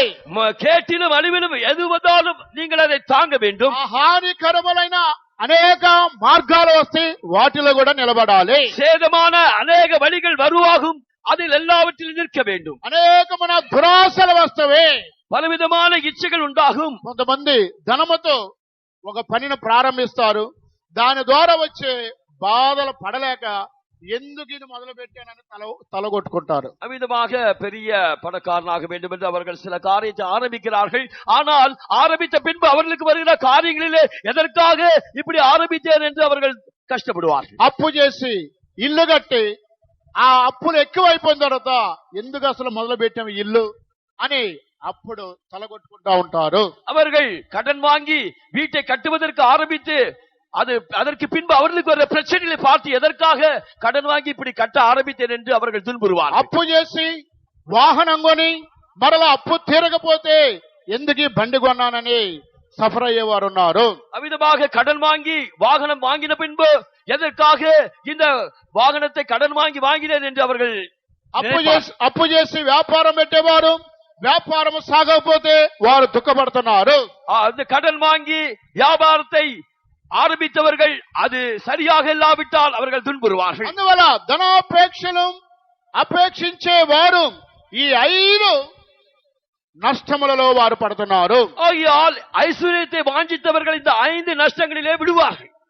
తర్వాత అట్టివి మనుషులను నష్టములోను నాశనములోను ముంచివేయును. இப்படிப்பட்டவர்களை அது நஷ்டத்திலும் அது அழிவிலும் அது மூழ்கி போடும். ఈ యొక్క ధనము మనిషిని ఏం చేస్తుంది? సమాధి చేస్తుంది. இந்த பணம் அது மனுஷரை என்ன செய்கிறது? సమాధి செய்கிறது. నష్టములోను నాశనములోను ముంచి లేపుతుంది 100 సార్లు ఒక రోజుకి. அது கேட்டிலும் அழிவிலும் அமிழ்த்தி மூழ்கச் செய்கிறது. మనిషిని గుంజలు తీపిస్తుంది ఈ ధనము. இவ்விதமாக இந்த பணம் அந்த மனிதரை அதிலே மூழ்கச் செய்கிறது. ఆ సమస్యల వల్ల ఉద్యోగానికి వెళ్ళినా ఉద్యోగంలో మనసు స్థిమితం లేదు. அந்த பிரச்சனைகளோடு உத்தியோகத்தில் இருக்கும் போது உத்தியோகத்தில் அவர்களுடைய மனம் கொள்ளாது. వ్యాపారానికి వెళ్ళినా ఎక్కడికి వెళ్ళినా మనసుకి సమాధానం లేదు. அவர்கள் வியாபாரத்திற்கோ எங்கே போனாலும் அவருடைய மனதிலே சமாதானம் இல்லை. అందువల్ల ఈ ధనము మనుషుని ముంచి రోజు ఒక 100 గుంజలు తీపిస్తుంది. இவ்விதமாக அது மனிதர்களை மூழ்கச் செய்து ஒரு நாளைக்கு 100 தோப்புக்கரணம் போட வைக்கிறது. ఒక టీచర్ ఒక స్టూడెంట్ ని లెసన్ చెప్పపోతే 500 గుంజలు తీయమని చెప్పింది. ஒரு டீச்சர் அந்த ஸ்டூடெண்ட் அவன் பாடம் சரியாக சொல்லாததினால் 500 தோப்புக்கரணம் போட சொல்லும்படியாக சொன்னாள். అలాగే ఈ ధనాపేక్ష అపేక్షించిన మనుషుణ్ణి ధనము ఏం చేస్తుంది? ఒక రోజుకి 1500 గుంజలు తీపిస్తానే ఉంటుంది. இவ்விதமாக இந்த ஐஸ்வர்யனாக வேண்டும் என்று விருப்பப்படுவர்களுடைய அவருடைய ஜீவியத்திலே இந்த பணமானது அவர்களை 1500 தோப்புக்கரணம் போட வைக்கிறது. ఇవన్నీ కూడా మనుషుల్లో కలిగేటువంటి ఒక అనుభవాలు. இவையெல்லாம் மனுஷர்களுக்கு சம்பவிக்கிற காரியங்கள். ఆ తర్వాత 10వ వాక్యం కూడా చదవండి. அதற்கு பின்னதாக 10ஆம் வசனத்தை வாசியுங்கள். ఎందుకనగా ధనాపేక్ష సమస్తమైన కీడులకు మూలము. కొందరు దానిని అపేక్షించి சிலர் அதை இச்சித்து, కొందరు కాదు అందరూ ఆశించి, சிலர் அல்ல எல்லாரும். కొందరు కాదు, కొందరు అంటే 10% వస్తారు. ஏதோ சிலர் என்றால் 10% தான் வருகிறார்கள். కొందరు అనే దగ్గర అందరూ అని పెట్టుకోండి. ఇప్పుడు சிலர் என்கிற இடத்தில் எல்லாரும் என்று போட்டுக்கொள்ளுங்கள். అప్పు లేనివారు మన సంఘములో 10 మంది ఉంటున్నారు. చేతులెత్తమంటే 10 మంది ఎత్తుతారు. இப்பொழுது கடன் இல்லாதவர்கள் கைகளை உயர்த்துகள் என்றால் ஒரு 10 பேர் தான் உயர்த்துவார்கள். అందువల్ల కొందరు అని అక్కడ రాశారు, కొందరు కాదు అందరూ అని ఇప్పుడు మనం రాసుకోవాలి. அப்பொழுது சிலர் என்று எழுதினார்கள், இப்பொழுது பார்த்தால் எல்லாரும் என்று எழுத வேண்டும். 90% అందరూ దానిని ఆశించి, 90% పలర్ ఇదే ఇచ్చిత్. చదవండి, అందరూ దానిని ఆశించి అని చదవండి. అందరూ దాన్ని ఆశించి, అందరూ దానిని ఆశించి, எல்லாரும் அதை ఇచ్చిత్. విశ్వాసము నుండి తొలగిపోయి, విశ్వాసத்தை விட்டு విలగి, నానా బాధలతో తమను తామే పొడుచుకుని, నానా బాధలతో వేరే వారు పడవలేదు, వారికి వారే పొడుచుకుంటున్నారు. అనేక వేదనలాలే మற்றவர்களால் அல்ல தங்களை தாங்களே உருவ குத்திக் கொள்கிறார்கள். వేరే వారు ఎవ్వరు వారిని కత్తి తీసుకొని పడవలేదు. இப்பொழுது வேற யாரும் கத்தி கொண்டு அவர்களை உருவ குத்தவில்லை. వారికి వారే పొడుచుకుంటున్నారు. அவர்கள் தங்களுக்கு தாங்களே குத்திக் கொள்கிறார்கள். అందరూ ఆ ధనాపేక్షను ఆశించి, அவர்கள் எல்லாரும் அந்த பணத்தை இச்சித்து విశ్వాసమును వదిలిపెడుతున్నారు. విశ్వాసத்தை விட்டு வழுவுகிறார்கள். యేసును వదిలిపెడుతున్నారు. యేసుவை விட்டு விடுகிறார்கள். కనుక ధనమే మాకు ముఖ్యము, பணமே எங்களுக்கு முக்கியம். మాకు పరలోక రాజ్యం వద్దు, எங்களுக்கு பரலோக ராஜ்யம் வேண்டாம். యేసు మాకు వద్దు, యేసు எங்களுக்கு வேண்டாம். సంఘము మాకు వద్దు, சபை எங்களுக்கு வேண்டாம். ఆరాధన మాకు వద్దు, இந்த ஆராதனை எங்களுக்கு வேண்டாம். మాకు ధనమే ముఖ్యము, எங்களுக்கு பணம் தான் முக்கியம். మాకు బంగారమే ముఖ్యము, எங்களுக்கு பொன் தான் முக்கியம். మాకు వెండే ముఖ్యము, எங்களுக்கு வெள்ளி தான் முக்கியம். ఇదే మాకు ముఖ్యము, இதுதான் எங்களுக்கு முக்கியம். కనుక ఈ కార్యములలో అంత్య దినాలలో ధనాపేక్ష ప్రియులు సంఘములో ఉంటున్నారు. இப்படிப்பட்ட காரியங்களிலே பணப்பிரியர் சபையிலே இருப்பார்கள். ప్రియమైన దేవుని బిడ్డలారా, ఈ వాక్యం ప్రకారంగా ఈ అంత్య దినాలలో ఆత్మీయ జీవితములో ఏ లిస్టులో నువ్వు కనబడుచున్నావు? பிரியமானவர்களே, இந்த கடைசி நாட்களிலே இந்த ஆவிக்குரிய பட்டியலிலே நீ எதில் காணப்படுகிறாய்? ఒకవేళ మనం రక్షింపబడ్డాము, బాప్తిసం పొందాం, పరిశుద్ధాత్మ పొందామని సంతోషంగా మనం ఉండవచ్చును. ஒருவேளை நான் ரட்சிக்கப்பட்டேன், ஞானஸ்நானம் எடுத்தேன், பரிசுத்தாவின் அபிஷேகத்தை பெற்றேன் என்று நீ சந்தோஷமா இருக்கலாம். పౌలు యొక్క భక్తుడు తిమోతి సంఘానికి అంత్య దినాలలో సంఘములో మనుషులు ఇటువంటి స్వభావాలతో ఉంటున్నారని ఆయన తెలియపరుస్తున్నారు. அப்போஸ்தலனாகிய பவுல் இந்த தீமோத்தி இருக்கிற சபைக்கு இப்படிப்பட்டவர்கள் கடைசி நாட்களிலே இருக்கிறார்கள் என்று அவர் எழுதுகிறார். దేవునికి స్తోత్రం కలుగుగాక. தேவனுக்கு ஸ்தோத்திரம் உண்டாகட்டும். వీరు రెండవ గ్రూప్ అంటున్నారు. இவர்கள் தான் இரண்டாம் கூட்டத்தார். ఇంకా వీరిని గురించి వర్ణించడానికి సమయం అనుమతించడం లేదు. இன்னும் இதை குறித்து அதிகமாக விளக்குவதற்கு நேரம் போதுமானது. మూడో గ్రూప్ వారిని చూసినట్లయితే மூன்றாவது கூட்டத்தாரை பார்ப்போம் என்றால் భోజన ప్రియులు చివరి దినాల్లో ఉంటున్నారు. இந்த போஜன பிரியர் இந்த கடைசி காலத்திலே இருக்கிறார்கள். మొట్టమొదటిగా ఏ ప్రియులు? முதலாவதாக என்ன பிரியர்? స్వార్థ ప్రియులు మొదటి గ్రూప్ వారు. தற்பிரியர் தான் முதலாவது கூட்டத்தார். రెండో గ్రూప్ వారు ఏ ప్రియులు? இரண்டாவது கூட்டத்தார் யார்? ధనాపేక్ష ప్రియులు. அவர்கள் தான் பணப்பிரியர். మూడో గ్రూప్ వారు ఏ ప్రియులు? இந்த மூன்றாவது கூட்டத்தார் யார்? భోజన ప్రియులు. அவர்கள் தான் போஜன பிரியர். ఉదయం 4 గంటలకు మొదలు పెట్టినట్లయితే அவர்கள் அதிகாலை 4 மணிக்கு ஆரம்பித்தார், రాత్రి 12 గంటల వరకు నాన్ స్టాప్. அவர்கள் ராத்திரி 12 மணி வரைக்கும் அவர்கள் நான் ஸ்டாப். ఆర్టీసీ డిపోలో ఉదయం 4 గంటలకు నాన్ స్టాప్ బస్సు బయలుదేరితే இந்த ஆர்டிசி டெப்போவிலே காலை 4 மணிக்கு இந்த நான் ஸ்டாப்பர்ஸ் புறப்பட்டது. రాత్రి 12 గంటల వరకు ఆ డిపో నుండి ఈ డిపోకి తిరుగుతూనే ఉండేది బస్సు. அது ராத்திரி 12 மணி வரைக்கும் அந்த டிப்போ இந்த டிப்போ என்று சுற்றிக் கொண்டே இருக்கிறது. అలాగే ఈ అంత్య దినాలలో సంఘములో దేవుని బిడ్డలలో భోజన ప్రియులు అధికంగా కనబడుతున్నారు. அவ்விதமாக இந்த கடைசி நாட்களிலே சபையில் தானே இந்த போஜன பிரியர் அநேகர் காணப்படுகிறார். అనగా భోజన ప్రియులు సంఘములో ఉంటున్నారు. இப்படிப்பட்ட போஜன பிரியர்கள் சபையில் தான் காணப்படுகிறார். అందువల్ల ఈ యొక్క సొలొమోను యొక్క జ్ఞాని ఈ భోజనం గురించి ఆయన ఏమని బోధిస్తున్నాడు? ஆகையால் இந்த சாலமோன் ஞானி இந்த போஜன பிரியரை குறித்து என்ன எழுதுகிறார்? సామెతల గ్రంథం 23వ అధ్యాయమునకు వచ్చినట్లయితే நீதிமொழிகள் 23ஆம் அதிகாரத்துக்கு வருவோம் என்றால் మొదటి నుండి చదువుకుందాం. 1ஆம் వచనத்திலிருந்து వాసిப்போம். నీవు ఏలికతో భోజనము చేయ కూర్చుండిన ఎడల నీవెవరి సమక్షముననున్నావో బాగుగా యోచించుము. నీవు తిండిపోతు అయిన ఎడల నీ గొంతుకకు కత్తి పెట్టుకొనుము. అతని రుచిగల పదార్థములను ఆశింపకము, అవి మోసపుచ్చు ఆహారములు. ఇంకా చదవండి. ఐశ్వర్యము పొంద ప్రయాసపడకుము.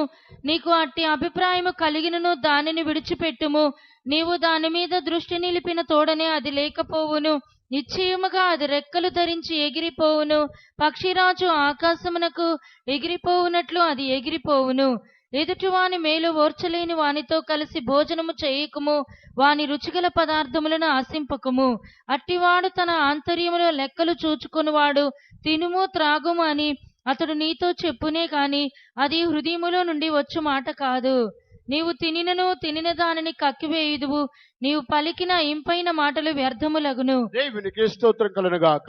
దేవునికి స్తోత్రం ఉండాలి. ఇక్కడ భోజన ప్రియులను గురించి రాయబడి ఉన్నది. இங்கே போஜன பிரியரை குறித்து எழுதப்பட்டிருக்கிறது. నీవు తిండి బోతువైన ఎడల నీ గొంతుకు కత్తి పెట్టుకొనుము. நீ போஜன பிரியனா இருந்தால் உன் தொண்டையிலே கத்தியை வை. అంత్య దినములలో దేవుని యొక్క బిడ్డలు భోజన ప్రియులుగా కనబడకూడదు.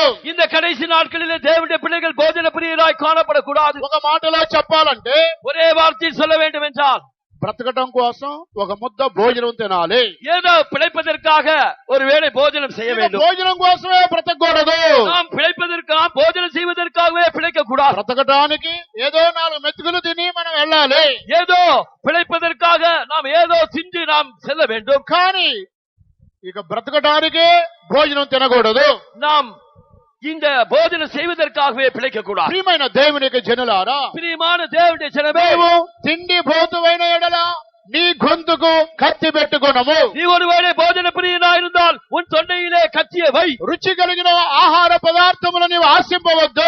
நீ ருசியுள்ள பதார்த்தங்களை இச்சிக்க வேண்டாம். ఒకవేళ నీవు ఆ రుచిగల భోజన పదార్థములను ఆశించి తినినట్లయితే, ஒருவேளை நீ ருசியுள்ள பதார்த்தங்களை இச்சித்து புசிப்பாயானால், తినమని వారిని నోటితో చెప్పినా సరే, இதோ புசியும் பானமனம் என்று அவன் வாயினால் சொன்னாலும், లోపల వాళ్ళు లెక్కలేసుకుంటా ఉంటున్నారు. இதோ அவனுடைய இருதயத்தில் அவன் எண்ணிக்கொண்டிருப்பான். కనుక తినన్న బ్రదర్ అని వాడు చెప్పినా సరే, లోపల ఏమంటున్నారు? అంత తింటున్నాడు, ఇంత తింటున్నాడు, ఆమె అంత తింటుంది అని లెక్క అకౌంట్స్ వాళ్ళ లిస్ట్ లో వేరే ఉంటుంది. அவ்விதமாக அவன் சாப்பிடுங்கள் பிரதர் என்று சொன்னாலும் அவன் உள்ளிலே இதை தின்றான், அதை தின்றான், இதை தின்றான் என்று அவன் எண்ணிக்கொண்டிருப்பான். అనగా అంత్య దినాలలో భోజన ప్రియులు సంఘములో కనబడుతున్నారు. ஆகையால் இந்த கடைசி நாட்களிலே சபையில் தானே போஜன பிரியர் காணப்படுகிறார். ఒకవేళ అధికముగా భోజనమును మన యొక్క జీవితంలో అనుమతించినట్లయితే, ஒருவேளை அதிகமான போஜனத்தை நம்முடைய జీవితంలో நாம் అది ఆత్మీయ జీవితానికి నష్టముగా కనబడుతున్నది. அது நம்முடைய ஆவிக்குரிய ஜீவித்துக்கு நஷ்டமாக எண்ணப்படுகிறது. దీని గురించి యేసుక్రీస్తు వారు తెలియపరిచారు. இதை குறித்து கர்த்தராகிய இயேசு சொன்னார், ఒక తిండి వలన మత్తు వలన మీ హృదయములో మందముగా ఉన్నట్లయితే, இதோ உன்னுடைய போஜனத்தினாலும் போஜன பதார்த்தத்தினாலும் உன்னுடைய இருதயம் அது மங்கி இருக்குமானால், నీ హృదయము మందముగా ఉన్నట్లయితే, உன்னுடைய இருதயம் மந்தமாக இருக்குமானால், ఆ దినము అకస్మాత్తుగా ఉరి వచ్చినట్టు నీ యొద్దకు వచ్చును. இதோ அந்த நாள் எதிர்பார விதமாக அது உன்மேல் வரும். అధికమైన భోజనము నీవు తినినందువల్ల, நீ அதிகமான போஜன நீ புசிப்பதினால், నీ యొక్క నోట్లో ఏలు పెడితే అంజంత వరకు ఆహారము లోపల ఉన్నట్లయితే, இதோ உன்னுடைய வாய் நிறைய மட்டும் உன்னிலே ஆகாரம் இருக்குமானால், అప్పుడు నోట్లో నుండి స్తోత్ర శబ్దము రాదు. அப்பொழுது உன்னுடைய வாயிலிருந்து ஸ்தோத்திர சத்தம் வராது. నోటిలో నుండి ప్రార్థన శబ్దము రాదు. உன்னுடைய வாயிலிருந்து அந்த ஜெபிக்கிற சத்தம் வராது. లోపల సంచి ఫుల్ గా ఉన్నది, అందువల్ల స్తోత్రము ప్రార్థన శబ్దం రావడం లేదు. அந்த சாக்கு அது முழுமையாக இருக்கிறபடியால் அதிலிருந்து ஸ்தோத்திரம் வெளியே வராது. హృదయం మందముగా ఉంటున్నది. இந்த இருதயம் மந்தமாக இருக்கிறது. లూకాసు వార్త லூக்காஸ் விசேஷம் 21:24 మీ హృదయములు ఒకవేళ తిండి వలనను మత్తు వలనను ఐహిక విచారముల వలనను మందముగా ఉన్నందున ఆ దినము అకస్మాత్తుగా మీ మీదికి ఉరి వచ్చినట్టు రాకుండా మీ విషయమై మీరు జాగ్రత్తగా ఉండుడి. దేవునికి స్తోత్రం కలుగుగాక. దేవునికి స్తోత్రం ఉండాగట్టే. మీ హృదయములు తిండి వలన మత్తు వలన ఐహిక విచార వలన మందముగా ఉన్నందున உங்கள் இருதயங்கள் பெருந்தினாலும் வெறியினாலும் லௌகிக கவலையினாலும் பாரமடைந்ததினால் ఆ దినము అకస్మాత్తుగా ఉరి వచ్చినట్టు మీ మీదికి వచ్చును. நீங்கள் எரியாத நேரத்திலே அந்த நாள் உங்கள் மேல் வரும். మీ విషయమై మీరు జాగ్రత్తగా ఉండండి. ஆகையால் நீங்கள் ஜாக்கிரதையாயிருங்கள். అంత్య దినాలలో భోజన ప్రియులు సంఘములో కనబడుతున్నారు. கடைசி காலத்திலே போஜன பிரியர் சபையிலே காணப்படுகிறார்கள். అధికముగా మనం భోజనము తినట్లయితే దేవుని స్తుతించలేము. அதிகமாக நாம் போஜனம் செய்வோமானால் நாம் தேவனை துதிக்க மாட்டோம். అందువల్ల దేవుని మనం భోజనం చేసినట్లయితే దేవుని ఆత్మలో సంతోషించలేము. ஆகையால் அதிகமாக நாம் போஜனம் செய்வோமானால் தேவனுடைய ஆவியிலே நாம் கலிகூற மாட்டோம். అందువల్ల మన యొక్క సంఘములో గురువారం ఉదయం ఉపవాస ప్రార్థన, సాయంకాలం బైబిల్ స్టడీ. ஆகையால் தான் நம்முடைய சபையிலே வியாழக்கிழமை காலையில் உபவாசம், மாலையிலே வேதபாடம். ఇక ఉదయం మధ్యాహ్నం అంతా భోజనం చేసి బైబిల్ స్టడీలో కూర్చుంటే ఇక ఊగిపోతా ఉంటాము. இவ்விதமாக நாம் காலையிலும் மத்தியானத்திலும் நாம் நன்றாக ஆகாரம் புசித்து மாலை வேதபாட கூடத்தில் உட்காருவோனால் வீணாகிவிடும். అలాగే శనివారం ఉదయం భోజనం చేసి మధ్యాహ్నం భోజనం చేసి రాత్రి భోంచి కనిపెట్టి కూడా కూర్చొని ఆదివారం కూడా టిఫిన్ చేసి భోజనం చేసి ఆరాధన కూర్చుంటే ఇక ఊగిపోతానే ఉంటాము. அவ்விதமாக நாம் சனிக்கிழமை காலையிலே நாம் நன்றாக புசித்து மத்தியானம் புசித்து இரவிலும் புசித்து காத்திருக்கத்தில் உட்கார்ந்து அதன் பின்பு காலை ஆராதனைக்கு டிபன் சாப்பிட்டு விட்டு உட்கார்வோமானால் நாம் இவ்விதமாக வீங்கி போய் అప్పుడు శనివారం గురువారం ఆదివారం కడుపు ఖాళీగా ఉండాలి. இவ்விதமாக சனிக்கிழமை ஞாயிற்றுக்கிழமை நம்முடைய வயிறு காலியாகவே இருக்கட்டும். ఖాళీగా ఉంటే నిద్ర రానే రాదు. காலியாக இருந்தால் நமக்கு நித்திரை வராது. అప్పుడు స్తోత్రం చెబుతానే ఉంటాము. அப்படியானால் நாம் ஸ்தோத்திரம் சொல்லிக்கொண்டே இருப்போம், ప్రార్థన చేస్తూనే ఉంటాము, செபித்துக் கொண்டே இருப்போம், లేదా బైబిల్ చదువుకుంటూనే ఉంటాము, బైబిల్ వాసిத்துக் கொண்டே இருப்போம். అదే ఫుల్ గా తినేసినట్లయితే ప్రార్థన చేయలేము, స్తోత్రం చెప్పలేము, బైబిల్ చదవలేము, దేవుని కూటములో దేవుని మనం ఆరాధించలేము. ஒருவேளை நாம் நன்றாக புசித்து விட்டு நாம் உட்காருவோம் என்றால் நம்மால் ஜெபிக்க முடியாது, சோதரிக்க முடியாது, வேத வாசிக்க முடியாது, நாம் கூட்டத்திலே பங்கு பெற முடியாது. అలాగే ప్రభు రాకడ దినాలలో భోజన ప్రియులుగా ఉన్నట్లయితే తిండి వలన మత్తు వలన హృదయం మందముగా ఉంటుంది. அவ்விதமாக கர்த்தருடைய வருகையின் நாளிலே நாம் ஆயத்தப்படாதபடிக்கு நம்முடைய இருதயங்கள் பெருந்தினாலும் லௌகிக கவலையினாலும் பாரமடைந்திருந்தால் அந்த நாள் நம் மேல் வரும். దేవుని యొక్క రాకడ అకస్మాత్తుగా మన మీదకి వచ్చినప్పుడు இதோ தேவனுடைய வருகை நம்முடைய மேல் அது எதிர்பாராத விதத்தில் வரும்போது ఆయన రాకడలో ఆయనను మనము సంధించలేము. அவருடைய வருகையிலே நாம் அவரை எதிர்கொள்ள முடியாது. భోజన ప్రియులైన రాకడలో సంధించలేరు. భోజన பிரியர்கள் அவருடைய வருகையிலே அவரை காண முடியாது. అందువలన తగు మాత్రం ఆహారం మాత్రమే మనము భుజించాలి. ஐயோ, ஏற்ற வழியிலே ஏற்ற ஆகாரத்தை மாத்திருந்தால் நாம் புசிக்க வேண்டும். అంత్య దినాలలో ఇటువంటి ఒక స్వభావాలు కలిగిన మనుషులు సంఘములో ఉంటున్నారు. இந்த கடைசி காலத்திலே இப்படிப்பட்ட சுபாவமுள்ள மனுஷர் சபையில் தானே இருக்கிறார். స్వార్థ ప్రియుల యొక్క గ్రూపులో మనం కనబడకూడదు. சத்பிரியருடைய கூட்டத்திலே நாம் காணப்படக்கூடாது. జనాపేక్ష ప్రియుల గ్రూపులో మనం ఉండకూడదు. மனப்பிரியருடைய கூட்டத்திலே நாம் காணப்படக்கூடாது. భోజన ప్రియుల యొక్క గ్రూపులో మనం ఉండకూడదు. நாம் போஜன பிரியருடைய கூட்டத்திலே நாம் ఈ காணப்படக்கூடாது. 3 గ్రూపులకి నీవు విముఖుడవై ఉండమని పౌలు తిమోతికి బోధిస్తున్నారు. இந்த 3 கூட்டத்தாரை விட்டு நீ விலகி போயிட்டு அப்போஸ்தலனாகிய பவுல் தீமோத்தேயுக்கு ఇంకా కొంతమంది ప్రియులు ఉంటున్నారు.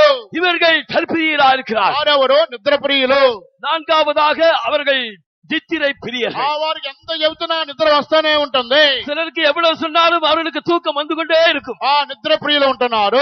அவர்கள் நித்திரை பிரியரா இருக்கிறார்கள். మనుషులకి ప్రియమైన ప్రియులు ఉంటున్నారు. அவர்கள் மனுஷனுக்கு மனுஷன் பிரியரா இருக்கிறார்கள். సాతానికి ప్రియమైన ప్రియులు ఉంటున్నారు. சாத்தானுக்கு பிரியமான பிரியரா దేవునికి இருக்கிறார்கள். ప్రియమైన ప్రియులు ఉంటున్నారు. தேவனுக்கு பிரியமான பிரியரா இருக்கிறார்கள். పెళ్లి కుమార్తె కూడా ప్రియురాలని పరమగీతంలో రాయబడి ఉన్నది. அந்த மணவாளி அவள் பிரியமானவள் என்று எழுதப்பட்டிருக்கிறது. ఈ విధంగా బైబిల్లో అనేక రకాల ప్రియులను గురించి రాయబడి ఉన్నది. விதமாக வேத புஸ்தகத்திலே అనేక విధమైన பிரியர்களை குறித்து எழுதப்பட்டிருக்கிறது. దేవుని చిత్తమైతే రాబోయే దినాలలో వాని గురించి మనం నేర్చుకుందాము. கர்த்தருக்கு சித்தமானால் வரப்போகிற நாட்களில் அதை குறித்து நாம் தியானிப்போம். ఈ ఉదయ కాల సమయంలో ఈ 3 గ్రూపుల వారి గురించి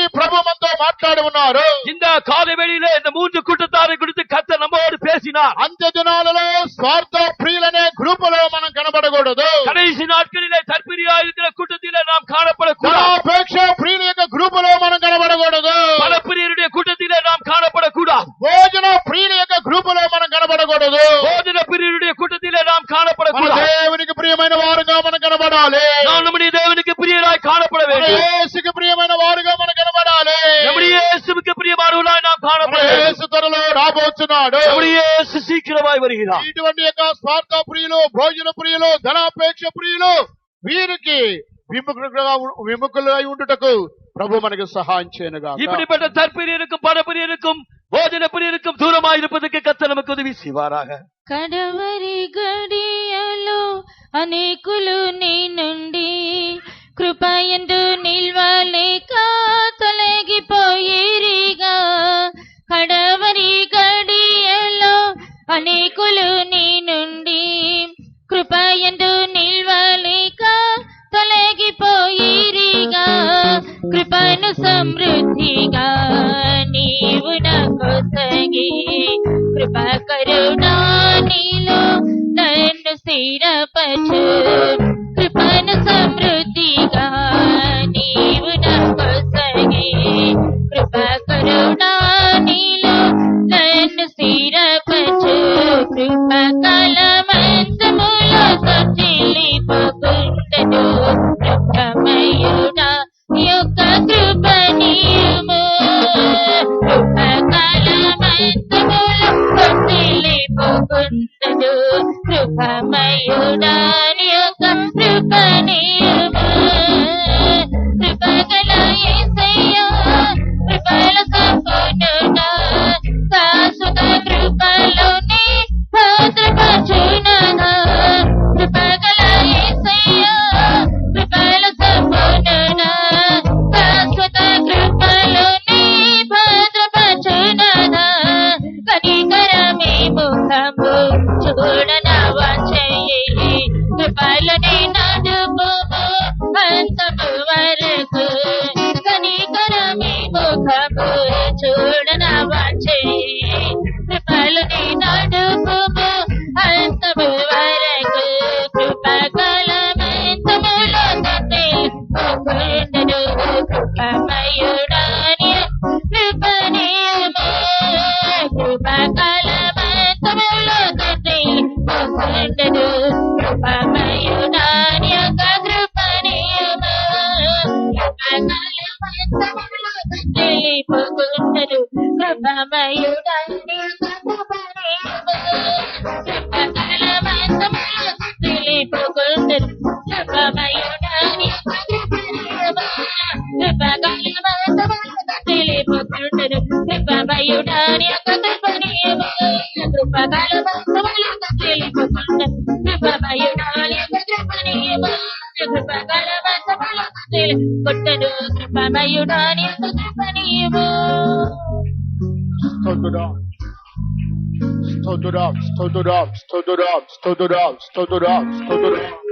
దయచేసి ఒక 2 నిమిషాలు అందరూ మోకాళ్ళ మీద ఉండండి. దయచేసి ஒரு 2 నిమిషాలు எல்லாரும் முழங்கால் நிற்போம். వ్యాధిగ్రస్తులు, వృద్ధులు, బలహీనులు తప్ప మిగిలిన వారందరూ ఒక 2 నిమిషాల మోకాళ్ళ మీద ఉండండి. வியாதியஸ்தர்கள் பலவீனர்கள் முதியோர்கள் தவிர மீதி எல்லாரும் 2 நிமிஷம் முழங்கால் நிற்போம். దేవుని యొక్క వాక్యమును మనం ఒక్కొక్కరు కూడా విని ఉన్నాము. நாம் தேவனுடைய வசனத்தை ஒவ்வொருவரும் கேட்டோம். అంత్య దినములలో ఇటువంటి యొక్క గ్రూపులలో మనలో ఎవరు కూడా కనబడకూడదు. கடைசி நாளிலே இந்த இப்படிப்பட்ட கூட்டங்களிலே நாம் யாரும் காணப்படக்கூடாது. ఇవి దేవుని యొక్క రాజ్యమునకు మనలను దూరపరిచే కార్యములు అంటున్నవి. இது தேவனையும் தேவனுடைய ராஜ்யத்தை நம்மை விட்டு தூரமாக்குகிற காரியங்களாய் విశ్వాసము నుండి కలిగంబవ చేసే కార్యాలు అంటున్నవి. இது విశ్వాసத்தை విட்டு విలగச் செய்கிற காரியங்களாய் காணப்படுகிறது. ఇవి దేవునికి దుఃఖకరమైన కార్యములు అంటున్నవి. இது தேவனுக்கு துக்கமான காரியங்களாய் காணப்படுகிறது. చివరి దినాలలో దేవుని యొక్క రాకడ సమీపమైన రోజులలో దేవుని బిడలలో ఈ స్వభావాలు ఉంటున్నవని భక్తుడైన పౌలు మనతో మాట్లాడి ఉన్నారు. கடைசி காலத்திலே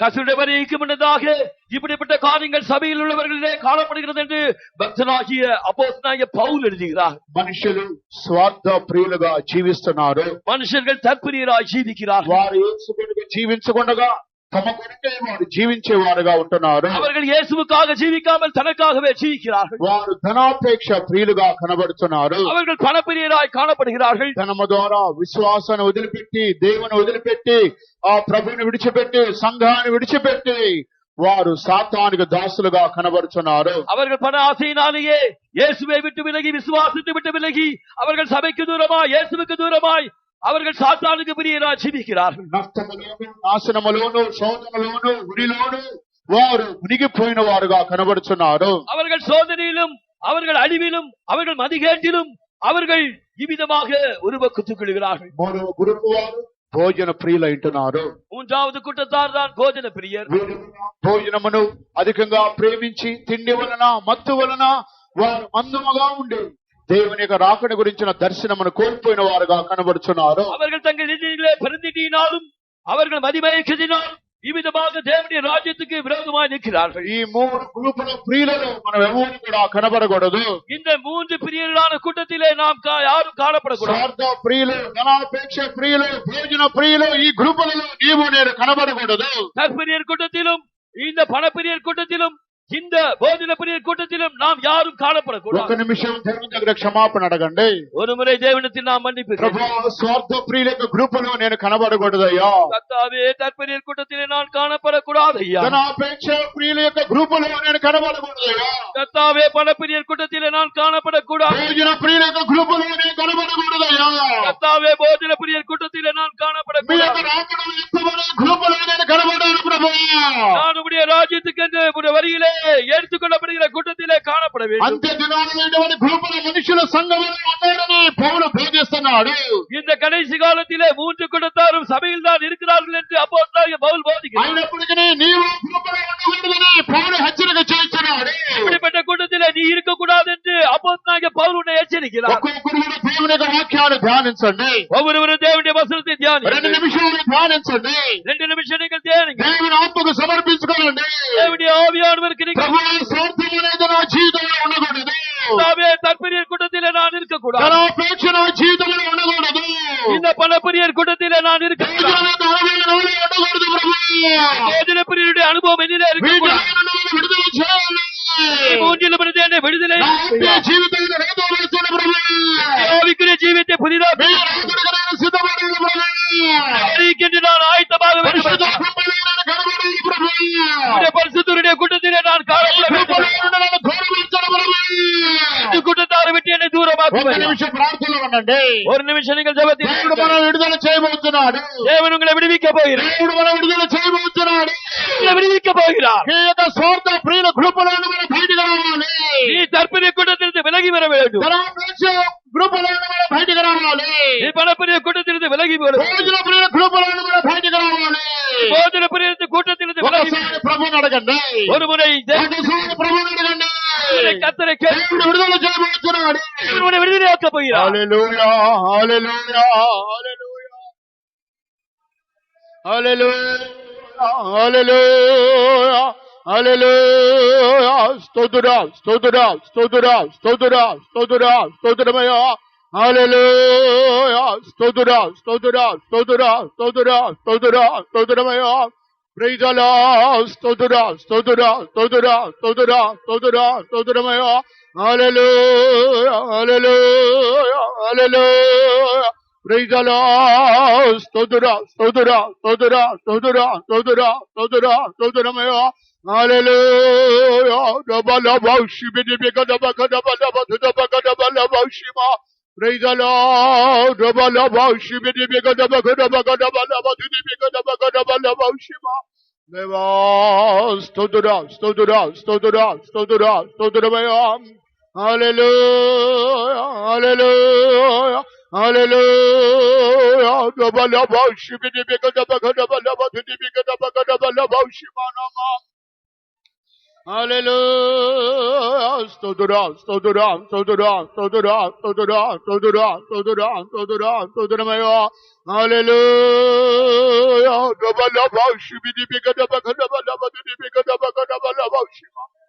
హల్లెలూయా స్తోత్రుడా స్తోత్రుడా స్తోత్రమయ్యా స్తోత్రమయ్యా స్తోత్రమయ్యా స్తోత్రమయ్యా హల్లెలూయా హల్లెలూయా హల్లెలూయా ఆమేన్ జబలబా శిబిది బెగదబలబా దుది బెగది బెగదబలబా శిమా హల్లెలూయా స్తోత్ర స్తోత్ర స్తోత్ర స్తోత్ర స్తోత్రమయ్యా హల్లెలూయా జబగదబగదబగదబలబా దుది బెగదబగదబా రబలబా దుది బెగది బెగదబగదబలబా దుది బెగదబగదబలబా శిమా నమా హల్లెలూయా జబలబా దుదబగదబగదబలబా దుది బెగదబగదబా రబలబా శిబిది బెగదబగదబలబా దుది బెది నమా నమే రబలబా దుది బెగది బెగదబగదబగదబగదబలబా దుది బెగదబగదబలబా శిమా హల్లెలూయా స్తోత్ర స్తోత్రమయ్యా హల్లెలూయా రబలబా దుదబగదబగదబలబా దుది బెగది బెగదబగదబలబా శిమా నమా హల్లెలూయా స్తోత్ర స్తోత్ర స్తోత్ర అంత దినములలో అందరి మీదను పరిశుద్ధాత్మను కుమరించుమునని అంత దినములలో అందరి మీదను పరిశుద్ధాత్మను కుమరించేదానిరి కాక్షితమేమును కనిపెట్టు వేళలో వాగ్దాన పాత్మను కుమరించు మా దేవా కాక్షితమేమును కనిపెట్టు వేళలో వాగ్దాన పాత్మను కుమరించు మా దేవా అంత్య దినములలో అందరి మీదను పరిశుద్ధాత్మను కుమరించేదానిరి అంత్య దినములలో అందరి మీదను పరిశుద్ధాత్మను కుమరించేదానిరి అంత్య దినములలో అందరి మీదను పరిశుద్ధాత్మను కుమరించేదానిరి అంత్య దినములలో అందరి మీదను పరిశుద్ధాత్మను కుమరించేదానిరి అంత్య దినములలో ఆత్మను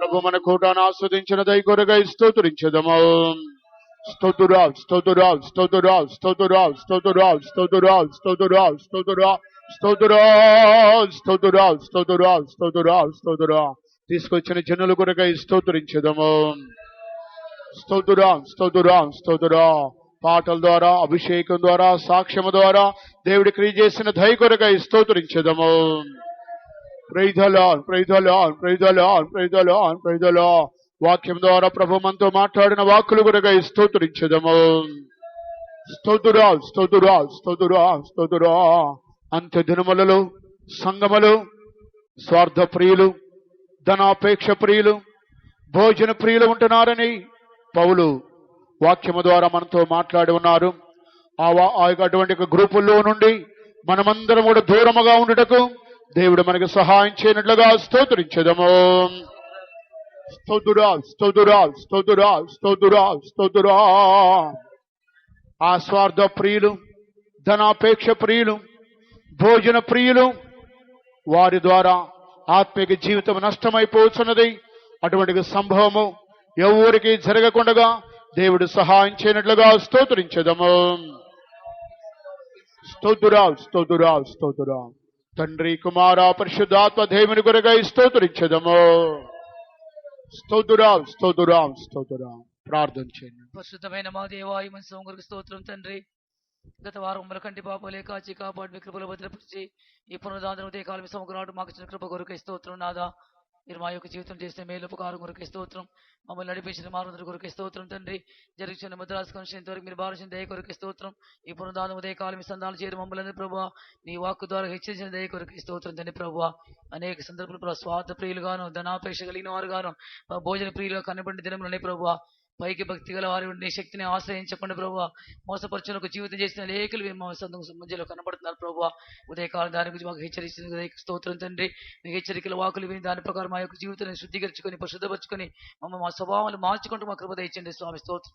ఇక లోకంలో సమస్తం నశించిపోను ప్రభావ, సమస్తం గతించిపోను కాబట్టి వాటి కొరకు వేగిరపడకుండా స్వామి నీ యొక్క రాజ్య నిమిత్తం వేగిరపడి మా కృప దయచండి స్వామి. దేవుని రాజ్యము భోజనము పానము కాదు కానీ నీతి సమాధాన పరిశుద్ధాత్మ ఆనందం చెప్పబడిన ప్రభావ స్వామి. నీతి సమాధాన పరిశుద్ధాత్మ ఆనందం వెతుక్కుంటూ మా కృప దయచండి స్వామి. స్తోత్రం. నశించిపోవచ్చు వాటి కొరకు కాకుండా ప్రభావ అక్షయమైన ప్రవాసం నశించలేని ఒక రాజ్యము నశింపని కార్యాలు మాకు పరలోకం ఉంది కనుక వాటి కొరకు వేగిరపడుతూ వారి కొరకు ఆసక్తి మా జీవితాన్ని మార్చుకుంటూ కృప దయచండి స్వామి. నీకు స్తోత్రం తండ్రి. వచ్చిన బిడ్డలను మీరు ఆశ్రయించి ఈ వారం కృపలో కాచి కాపాడు భద్రపరచము. నియమించిన ఉపాసపాదులు క్రమంగా వచ్చి పాల్పొందుకు అందరికి బుద్ధి జ్ఞానం వివేకం దయచండి స్వామి. నీకు స్తోత్రం తండ్రి. ప్రభావ నడిపించే వారికి మాటకు లోబట్టుకు మంచి మనసు కలిగించండి స్వామి. నీకు స్తోత్రం తండ్రి. ముఖ్యంగా మా స్థలం విషయం సమర్పిస్తాను తండ్రి. స్తోత్రం. ప్రభావ ఆ స్థలంలో మీరు గొప్ప కార్యం చేయండి స్వామి. ఆ స్థలంలో అతనికి ప్రభు వణుకు పుట్టించిన ఆయన నీకు స్తోత్రం ప్రభావ. మీరు క్రియచేయని ఆయన స్తోత్రం. అది యెహోవాకు అవసరం ప్రభావ స్వామి. కాబట్టి అడ్డులాడ తొలగించి మాకు తెలియచేయండి స్తోత్రం ప్రభావ. ఉపాసపాదులు మీరు ఆశ్రయించి కన్వెన్షన్ సరిపరుచుతండి స్తోత్రం. సేవలు మీరు ఆశ్రయించము. సేవ సరిగ్గా విశాలపరచండి స్వామి. స్తోత్రం అయినా మా బిడ్డలందరూ మీ కృపలో కాచి కాపాడు భద్రపరిచిన స్తోత్రం. అందరికి మంచి ఆరోగ్యములు ఇచ్చండి స్వామి. కుటుంబంలో సమస్యలు ఇరుకులు ఇబ్బంది వ్యాధి బలం తొలగించి స్వస్థపరిచి మీ కృపలో భద్రపరచండి స్వామి. స్తోత్రం.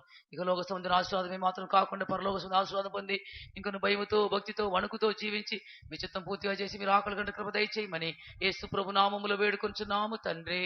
ఆమేన్. స్తోత్రించెదము. స్తోత్రం స్తోత్రం స్తోత్రం స్తోత్రం. మన ప్రభు అయినటువంటి శ్రీక్రీస్తు కృపయు తండ్రి అయిన దేవుని యొక్క ప్రేమయు పరిశుద్ధాత్మిక సహవాసము ఇప్పుడు ఎల్లప్పుడు ప్రభు రాకడ వరకు మనందరికి తోడేండనుగాక. ఆమేన్. హల్లెలూయా హల్లెలూయా హల్లెలూయా. అందరికీ స్తోత్రం. ప్రార్థన కావాల్సిన వాళ్ళు ముందుకు రండి. వచ్చే శనివారం ప్రత్యేకమైనటువంటి ఉపవాస ప్రార్థన, ఉదయం ఉపవాస ప్రార్థన ప్రత్యేకమైనది. దయచేసి అందరూ రావాలని తెలియపరుచున్నాం.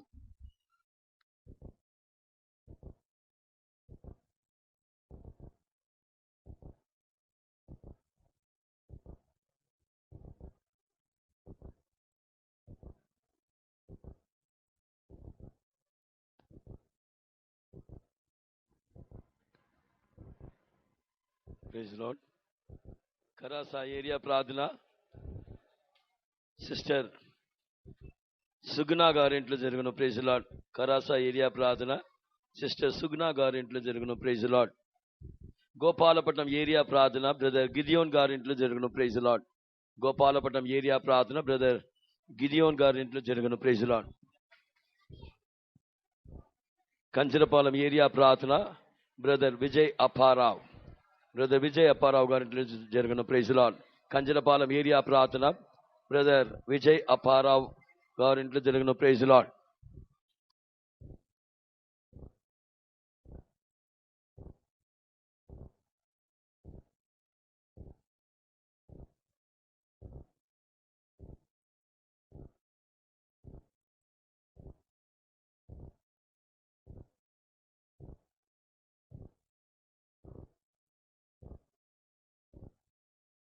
Praise lord. ప్రార్థనకు వచ్చిన వారు దయచేసి